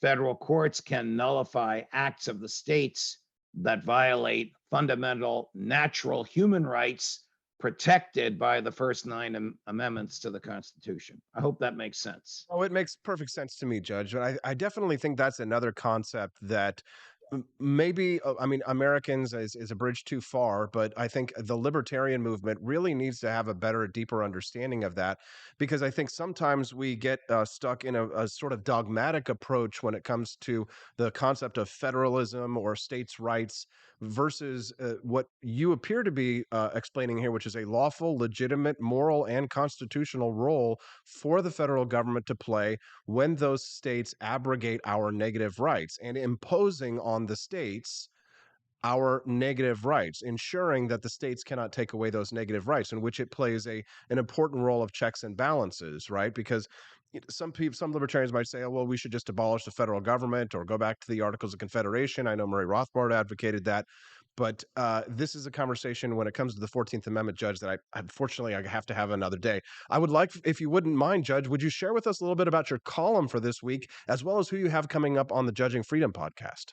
Oh, so I have one of the great anti-war activists of our era today, Scott Horton of antiwar.com. He's up at 11:15 Eastern today, and Phil Giraldi, he's the CIA agent who told George W. Bush famously that Saddam Hussein does not have weapons of mass destruction, and Bush threw him out of the Oval Office and then went on national television and argued what he knew was false. Phil Giraldi will be on at 3 o'clock this afternoon Eastern. And from Kyiv, Ukraine, Matt Van Dyke, one of the soldiers of fortune, one of the Americans fighting with the Ukrainians, still insisting Ukraine is going to win the war. He's one of these people that my audience loves to hate. My column today is about the concept of state secrets, and it recounts that in an American courtroom, the procedures permit the prosecutor to press a buzzer on his desk and silence defense counsel if, in the prosecutor's opinion, defense counsel is about to utter something that's a state secret. This is a trick that the Soviets used in the Stalin era to frustrate criminal defense lawyers. What is the state secrets that the prosecutor and the judge are afraid to have the American military lawyer articulate? the location and the nature of the torture visited upon his client, much of which is already public anyway. New York Times had a great piece on this last week. I was scandalized to learn that this old Soviet system is back. This is the George W. Bush, Lindsey Graham crafted military tribunals in Guantanamo Bay, Cuba. Jr. Napolitano, every week on Wednesday at 8 a.m., I walk away feeling very refreshed intellectually and mentally. Judge, thank you very much for indulging me in these conversations about 19th century legal precedents. You can follow him at judgingfreedom.com. Thanks, Judge. Have a great week, and we'll talk to you soon. You too, Austin. All the best, my friend. Thank you very much. What do you think about Judge Andrew Napolitano? Talk about big brain, right? There it is. Judge Napolitano is such a good friend of the show. Love those conversations. Man, I could just go on for forever and ever. But guess what? I've got another leading figure in the fight for liberty here in the United States. Coming up next, Cliff Maloney is going to be joining us to talk about that RFK Jr. factor. Ooh, that sweet, sweet RFK. We'll talk about him and the CIA when we return on the Wake Up America show at wakeupAmericashow.com. Are you enjoying the show? Click like. I see a bunch of people over on Rumble. There's 8 likes, and there's so many people watching. Click like. All right, I'll be right back. Want an engaging website to boost your business? You're just a click away from 5-star Fiverr talent. Hundreds of freelancer skills like web design. Head to Fiverr.com today and get something started. American conservatism is distinct, like America is distinct from the United Kingdom. American conservatism's roots comes out of the Wild West, out of pioneerism. The difference between American conservatives and European conservatives is that Americans are cowboys. We are that God, guns, gold, and girls. It's wild here. And we should stay that way. We shouldn't allow a European version of conservatism to come and infect us here. We like it wide open spaces here, deep in the heart of Texas and all that.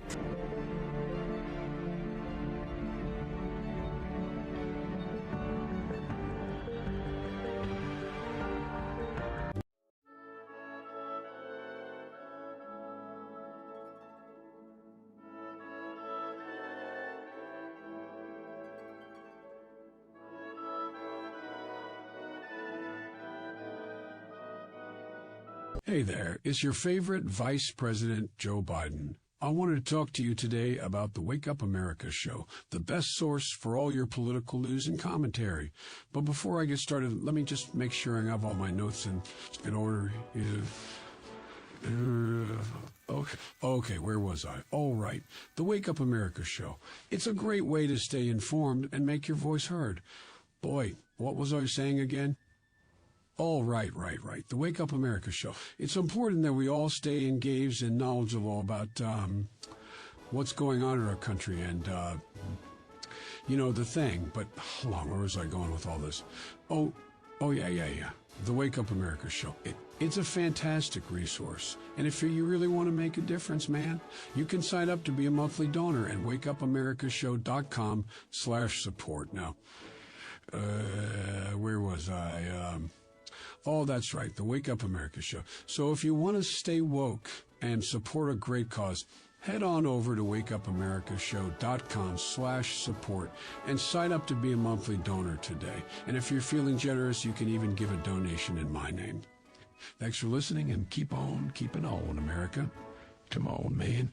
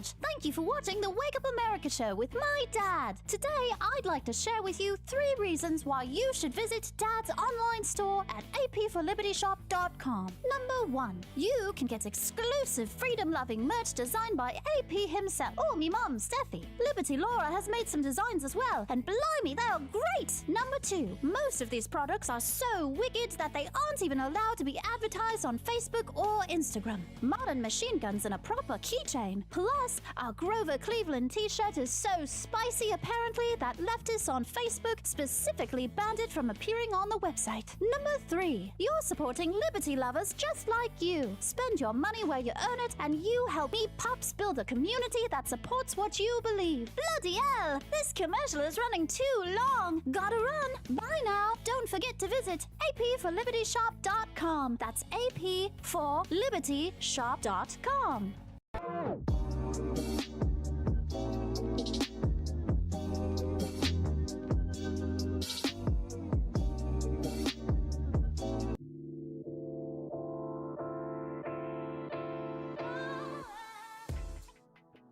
Good morning, Rise and Freedom. I'm Austin Peterson. You're watching and listening to the Wake Up America show at wakeupAmericaShow.com. I gotta say, man, after that conversation with Judge Napolitano, I don't know if we can top that. But, actually, I think we can top that. The leading fight in the fight for liberty, the leading light in the fight for liberty here in the state of Missouri, it may be me. It may not be me. It may be my next guest. His name is Cliff Maloney. He's helped many libertarians win their local elections, and he's joining us right now, live from the Bass Pro Shop.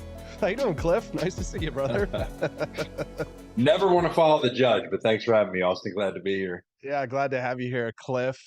In the last couple of weeks on my timeline, I've started to see this trend. A lot of people, some of our friends, maybe former friends, maybe soon to be former friends, depending on who we decide to support in the upcoming presidential race, who call themselves libertarians, many of them with big L's after their name, like Libertarian Party members, have said that they're quitting the Libertarian Party just temporarily. They're not going to join the Republican Party. They're not going to help a Rand Paul win. They're not going to help a Ron DeSantis win or something like that. They're not even necessarily going to go help Donald Trump win. They're joining the Democratic Party, they say, to help Robert F. Kennedy Jr. to win. What the hell, Cliff? Your thoughts? Well, I think it's a lost cause in terms of actually thinking you're going to be effective, but I have to respect them, right? I mean, here's the deal. I mean, RFK, for whatever people want to think, he's what I would call an authentic candidate. And I think that's important, right? I think a lot of us, we got attracted to Ron Paul because he actually brought something to the table we weren't used to. He brought consistency, right? There was not just an ideology behind it, but it was like, hey, this guy not only believes what he says, but he's been acting on those principles. He's been walking the walk for 30 years. And for most of us, it's like, man, we haven't seen anything like that, right? I mean, most of what we see when it comes to politicians, it's, put their finger in the air and hope. What does the poll say? Where should we be? Where are the people at? Let's try to meet them. So I think RFK brings something to the mix that, I'm not supporting him for president, but my God, do I love seeing him run it. Because I think what happens is, a couple things. One, he's right there with us on some of the big issues. I mean, whether it's COVID, war, I think you're going to find that all of a sudden it's like, wow, this guy, we can agree with him. But he's not with us on all the issues, gun rights, spending, taxes. I mean, there's a lot of issues that he's, I don't want to say to the left of AOC, but like, you got to remember, sometimes things can look good, but it's like, let's dig a little deeper. So I'm interested to see kind of where people draw the line with this allure for RFK. But here's the best part about him running for president. It completely exposes Joe Biden. I have tons of lefty friends. Austin, you know this. We run in circles that are not just libertarian, not just Republican.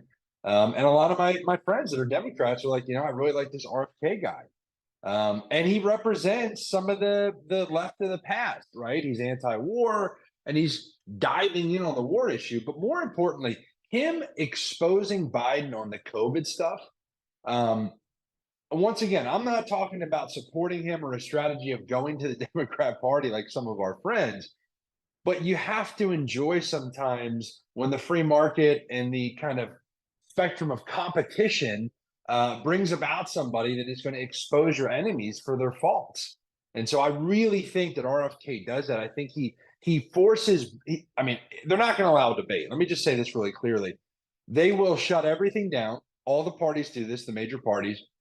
They will not allow for any type of competition, but it's going to be pretty rough and it's going to be pretty difficult. You know, the guy was just on with Elon Musk. He was on Spaces. He's got millions of people tuning into his campaign. What are you going to do? Not host a debate when a guy's polling at, 30 or 35%? But I actually think that's what will happen. I think they'll try to shut him out. And I think libertarians should get excited about the idea that he's going to at least force a conversation, but I wouldn't be switching parties to vote for the guy. One of the things that in the Reason headline on this one, in the subheading, they said that Democrats spent tens of millions of dollars on last year's midterms meddling in Republican primaries. Republicans may now be borrowing a page from their playbook. What's your take on that? No, Republicans are not that smart, with all due respect. I wish that I could say that, the GOP had some sort of plan, but unfortunately the reality, and I have firsthand knowledge of this, there is no plan. So no, I don't think Republicans will spend money to prop up RFK. I wish they would. I wish they would on, some of the key issues, or figure out ways to kind of highlight where Biden has his, I would say, shortcomings, but there's quite a few of them.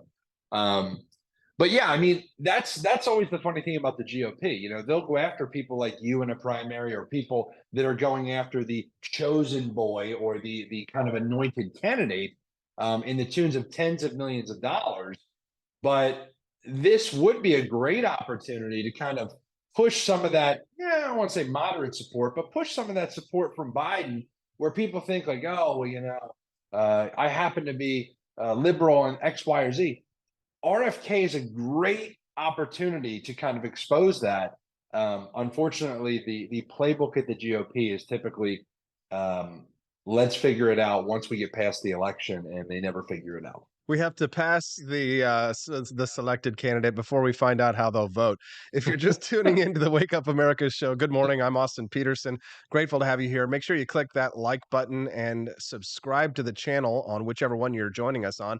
And we are broadcasting to multiple channels. We're on Apple, Roku, Fire TV, Twitch, Rumble, Facebook, YouTube, you name it, we're on it. Grateful to have you here. Joining us now is Cliff Maloney. He is a liberty activist here in my home state of Missouri, in the Sedalia area, and he has helped thousands of libertarians across the country with their races to run to help liberty win. He's also a former Ron Paul and Rand Paul staffer, and he's talking to us a little bit right now about the libertarian fascination with Robert F. Kennedy Jr. Do you think that RFK is kind of trying to pull the wool over our eyes, because he's just mysteriously kind of quiet about some of the previous statements he's made about locking up people like you and I because we don't believe in anthropomorphic climate change? Yeah, I mean, I trust a politician as far as I can throw them, and I think everybody should live by that rule.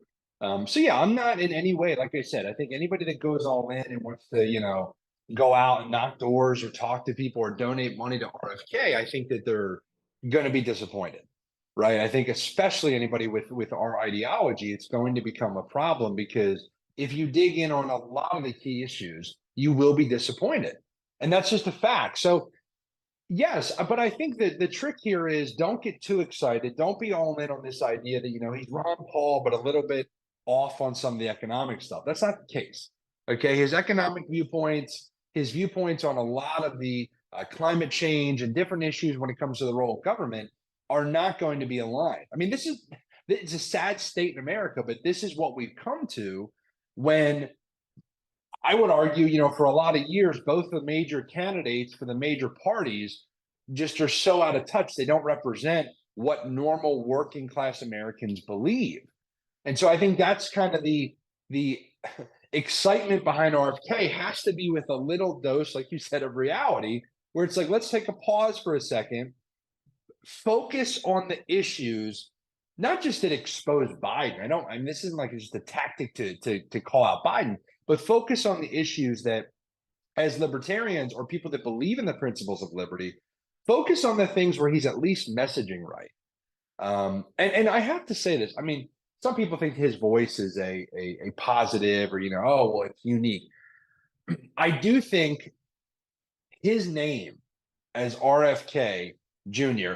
really comes with this weird, most people, and I can say this on your show because I won't get in trouble, most voters are not tuned in. Most voters are, focused on their mortgage. They're focused on trying to figure out, who's going to take the kids to baseball practice tonight. And that's fine. I don't mean that as a negative thing. But like when you bring it up to people like, oh yeah, this is Robert Kennedy, right? Most people, they're going to at least have some sort of weird connection to JFK. And it kind of gives him this credibility. And so I do think a lot of times people like him would be shunned. It's like, you didn't follow our talking points on COVID. And it's like, well, how do you shun the guy who, his uncle was, everybody in the world, right? It's like, it's one of those moments that people know the JFK story so well that like, there's no way to shut him down. So I do think it gives an opportunity to go after Biden, to talk about key issues we care about. And yeah, I wouldn't get excited. If I'm a libertarian, I'd say, hey, how do I get this guy to talk about the war issue every day of the week? How do I get this guy to talk about, not forcing vaccines every day of the week? That's what's important to me. Yeah, okay, Cliff. But wouldn't you say it's a better use of their time to get involved in the Republican Party and maybe to help a more liberty candidate win in the Republican primary? I mean, if you're going to switch parties, if you're going to leave the Libertarian Party, why not join a cause that actually has a chance of winning? I mean, they're not even going to have a debate.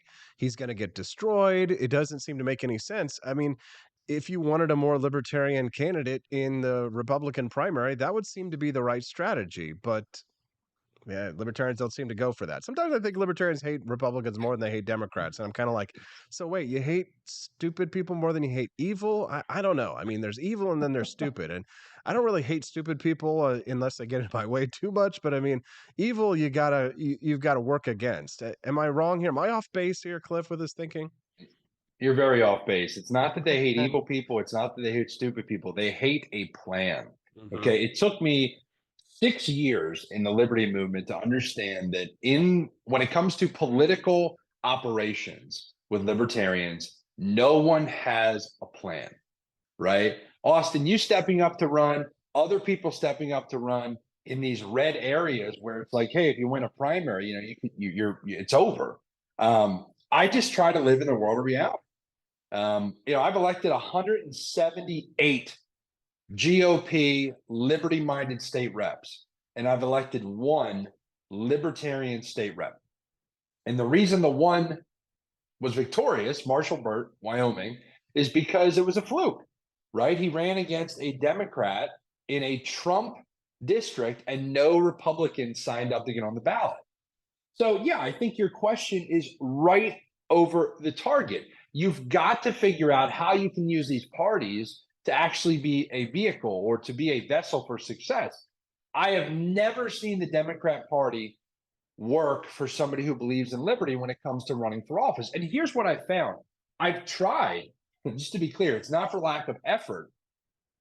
But if you're running in a Democrat primary, any of your opponents are going to ask a couple questions that are non-starters with Democrats. Do you believe in a $25 minimum wage? Well, as a libertarian, you're going to say, no, I don't believe in a minimum wage at all. Forget it. Your campaign is over. It's not like, oh, hey, we're gonna meet in the middle, and you believe in this. No, it's like your primary opponents will destroy you. In the Republican Party, once again, I don't think by any standards that they've upheld this kind of Republican platform of limited government, but it's there, right? They at least have that rhetoric. And so as a libertarian, I am always open to people challenging me on this. I'm always open to people saying, hey, there's a better path. Show me the path. But yeah, when it comes to actually like getting involved with the party, my gosh, there's only one path. Look at the Rand Pauls, the Thomas Masseys, the Ron Pauls. They've showed us there is a path through the Republican Party in the right area. If you focus in on the issues that matter to you, that matter to Republican voters, and you triple down.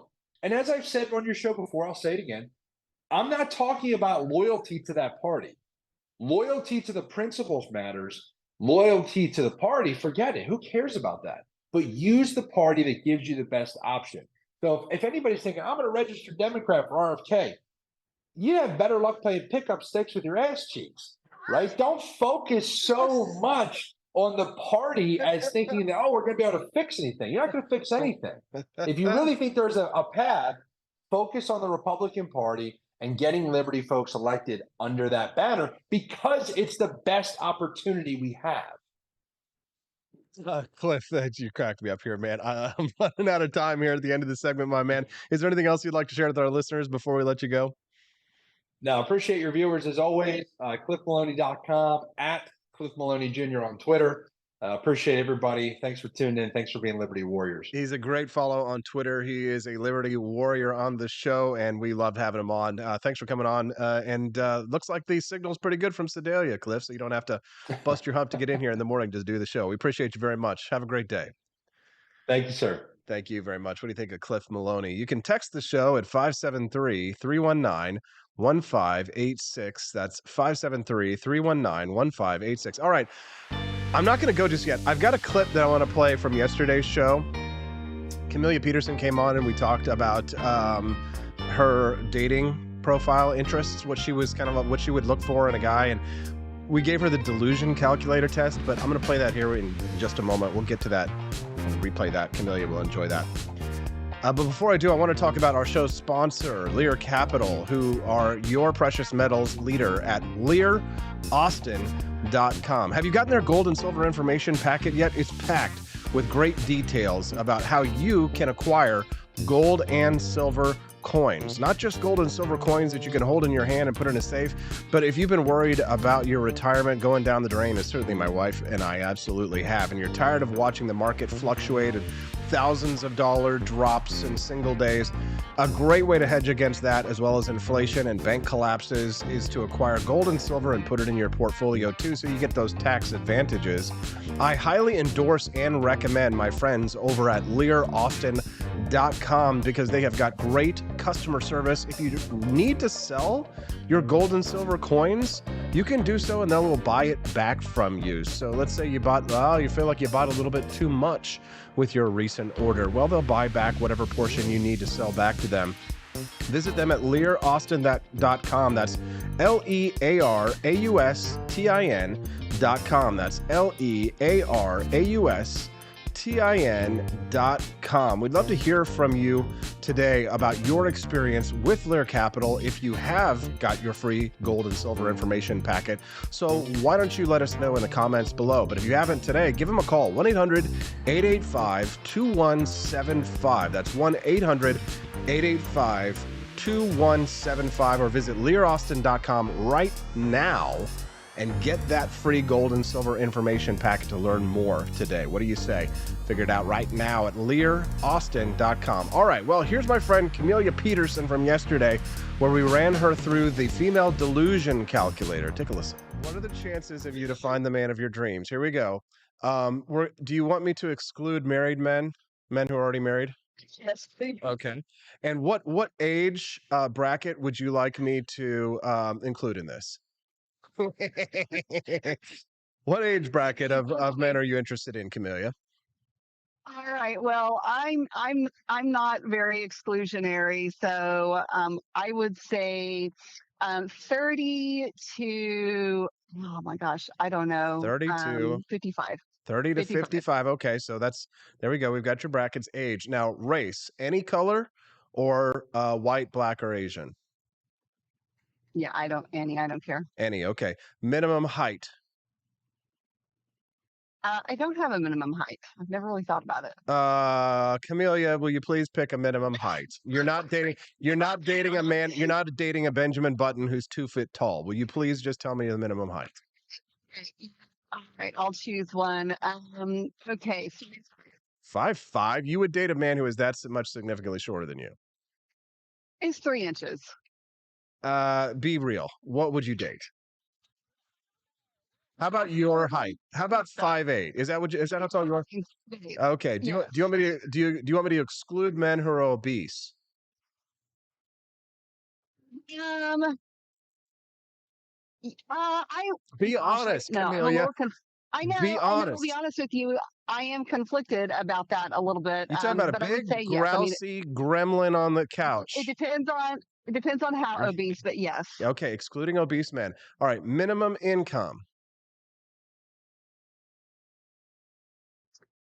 Minimum income. Don't play with me, Camellia. There's a $20,000 a year man with 5 pit bulls. $50,000. $50,000. Okay, $50,000 a year. Let's find out. Okay, the probability, according to statistical data, the probability a guy in the U.S. population of males that meets your standards, 5.2%. You are a 3 out of 5 on the delusion score. You are an aspiring cat lady. Congratulations, Camilla. Well, it would not surprise me at all to grow old alone. So I guess there you go. There's my 5% chance. Your chances of finding a man are 5%. And you are 3 out of 5 delusional. Isn't that sad though? Because think about that. I mean, and I have to say, I think your view, you were pretty wide open in regards, fairly wide open in regards to the type of man that you want to date. You probably thought you yourself were pretty open on your standards, but you do have standards, Camellia. And yet imagine a woman who is, never been married, like this liberal chick and stuff like that, or the stripper or whatever. Imagine the type of standards that they have for men, and it's like 0.005%, not 5%, 0.005%. Do you think a lot of women are living in a delusional world? Oh, no doubt. I would be interested to see that same sort of calculator flipped for men. It exists. There's male reality calculator. I'm gonna do it right now. Actually, I'll do it right now. I'm gonna pretend like I'm not married for a minute. Steffi, don't kill me. And for the age, you were 30. I'm gonna be open-minded and include 18-year-olds. So we'll say we'll do 18, and I'll go all the way up to 50. 18 to 50. I'm gonna exclude married, and I am gonna exclude mothers. I'll say any race. Height, I don't care. Pretty much 4 feet to Amazonian of any. All right, so I will exclude overweight and obese. Minimum income doesn't matter to me. I will say 0. Okay, I don't care. Find out. Okay, so my ideal woman, let's see, getting results. 8.2%. There you go. Statistical data. The probability of women in the U.S. population 18 to 50 meets my standards. 8.2%. Only 5.7 million. But the reality prescription in terms of red pills, 1 out of 5 red pills, I am 1 out of 5. So I am easy to please. While you are an aspiring lady. So, I wonder what the really the deciding factor is on what that really tips the scales. And my guess is that it's the obesity factor. Yeah, the obesity factor, because most people in the U.S. are very fat, and a lot of men don't make a lot of money because $50,000 is probably high for even where you live. For example, Steffi and I did like a search the other day for people out in Lowman, Missouri, where we're from. And it's like the average salary in Lowman is $29,000 a year. So, people in Missouri, we're poor, Camellia. So, the chances of finding a guy who doesn't have 12 pit bulls and make $29,000 a year is pretty low statistically. Sure. Although I think that, I don't know, it definitely does depend on the area that you're in for sure. And, the 50,000 number, that's flexible for me, but I can't help but think of, you can't even find people to flip burgers for $15, depending on where you are. And, I hire people part-time with really, no requirements necessary for $20 an hour. Mm-hmm. So just like it is possible. So I do think that, there is it speaks to a certain amount of drive and motivation to find those jobs because they do exist. Yeah, they do. But, $50,000 is actually a lot of money for men in Missouri. So if you had to go back, would you say, maybe $30,000 a year, the average typically for men in Missouri, you'd accept that? Yeah, I would accept 30,000. What if they had pit bulls? No.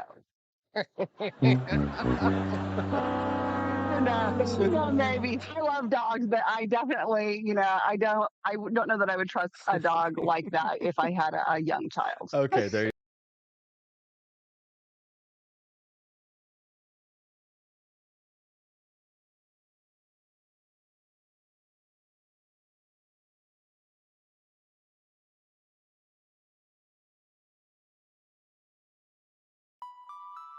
All right, well, that is going to be it. I hope you enjoyed that little replay there of Camellia from yesterday. Ooh, you could just hear the squirming. You couldn't see the squirming, but you could hear the squirming. Well, good news is that she'll be back on tomorrow, and I'm sure that I'm going to find something squirm-worthy, don't you think? Yeah, of course we will.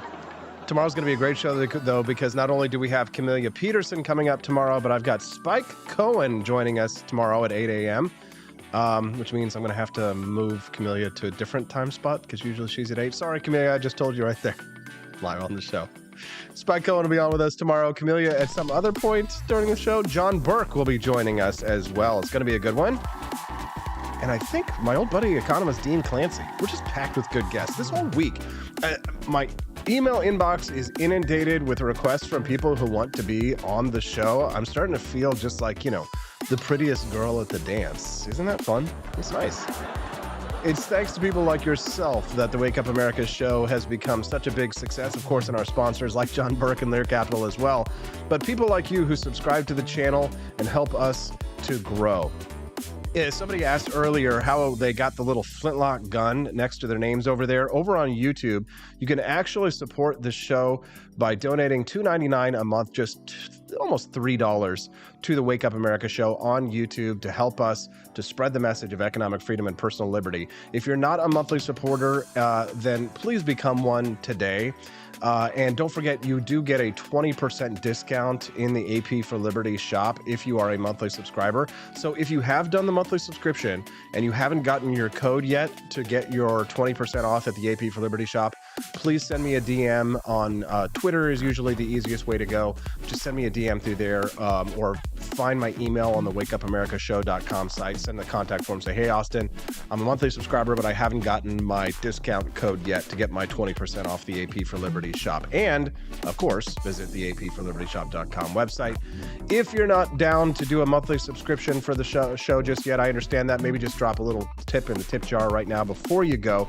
If you're enjoying all of these great contents and interviews, because I tell you what, it doesn't come free and it don't come cheap. It takes a lot of hard work to get all of these guests and interviews and topics lined up for you every single day. When I wake up at 4:30 a.m. with a lot of pain, I come in anyway. Because you are my bosses, right? At least you don't treat me like Martha Stewart. You even let me have a day off sometimes, and you never call me on Sundays. Make sure that you drop that like button before you hit the goodbye. Tomorrow's going to be a great day. We're going to say goodbye now to all of our friends. Dances with Squirrels, Sarah Palacios, my beautiful wife, Stephanie Peterson, Tolly Owens, Doug H., Chris Morrill, Corey C., Matt Unruh, Caleb Vanderfelt's Rare Camellia, as well as our friends over on Rumble, Nelson65, Go Twisted, Blade Edge 1776, and Kermode Bear, as well as Bella are over there. Nice to see you. We're glad to have you on the Wake Up America show, watching us over on Rumble. So drop a like on Rumble or wherever you are watching us this morning, perhaps on Amazon, Fire TV, Roku, who knows.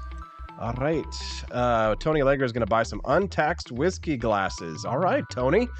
Check it out. All right, at apforlibertyshop.com. We'll see you tomorrow on the Wake Up America show. wakeupamericashow.com. Bye, guys.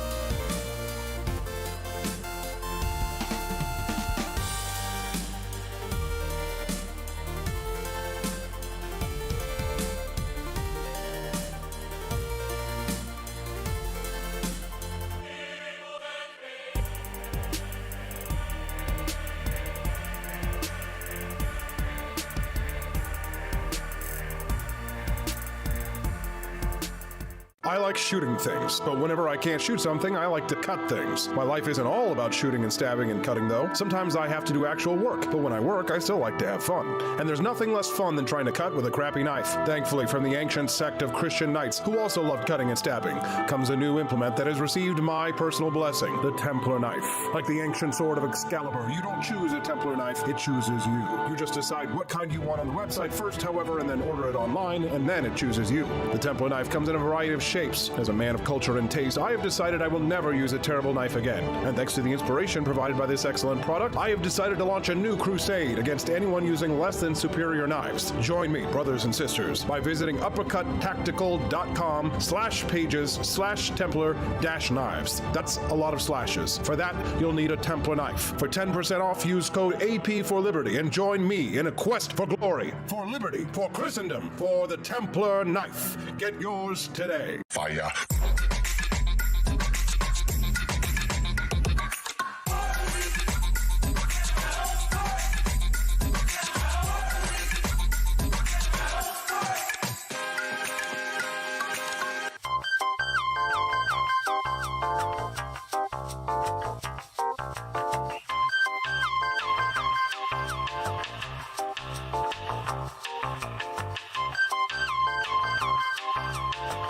Hello, this is Barack Obama, and let me tell you why Austin Peterson stinks, and you should never pay attention to anything that he has to say. First of all, he's a libertarian, and we all know libertarians are idiots. They don't realize how important government is to everything that we do. I recently became aware that Austin has opened up a libertarian shop at apforlibertyshop.com. Now, I'm asking you as a personal favor to me that you never ever visit apforlibertyshop.com. With all of the great Liberty merchandise there, the last thing that we need to do is to get people spreading this message around the country, because then they might start thinking that they don't need government. And that's the last thing that good Democrats like us want. So if you love democracy, like me, and hate freedom, then don't visit AP for Liberty Shop. Like I said, whatever you do, do not visit apforlibertyshop.com. I'm Barack Obama, and I approve this message.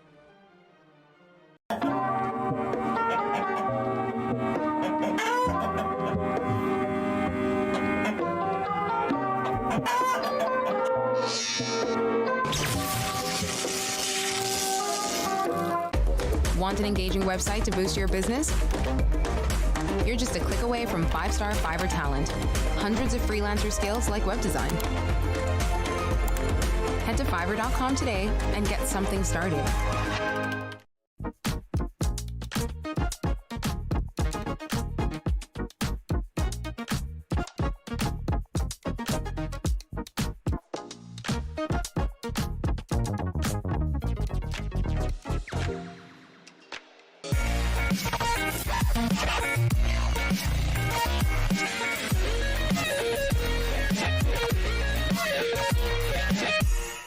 When I was in foster care, I never knew when I would have to move, so I always had my suitcase ready to go. Then one day, I was adopted. My new parents opened their hearts and home to me. My parents cook my favorite breakfast for me every morning. My parents take me on trips I never thought I would go on. They gave me a home and an even better reason to use that suitcase. My parents aren't perfect, but they're perfect for me.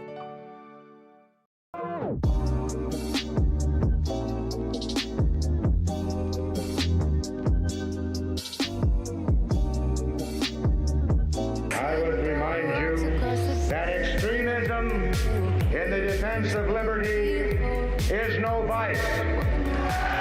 It is better to settle these matters in the courts than on the streets, and new laws are needed at every level. But law alone cannot make men see right.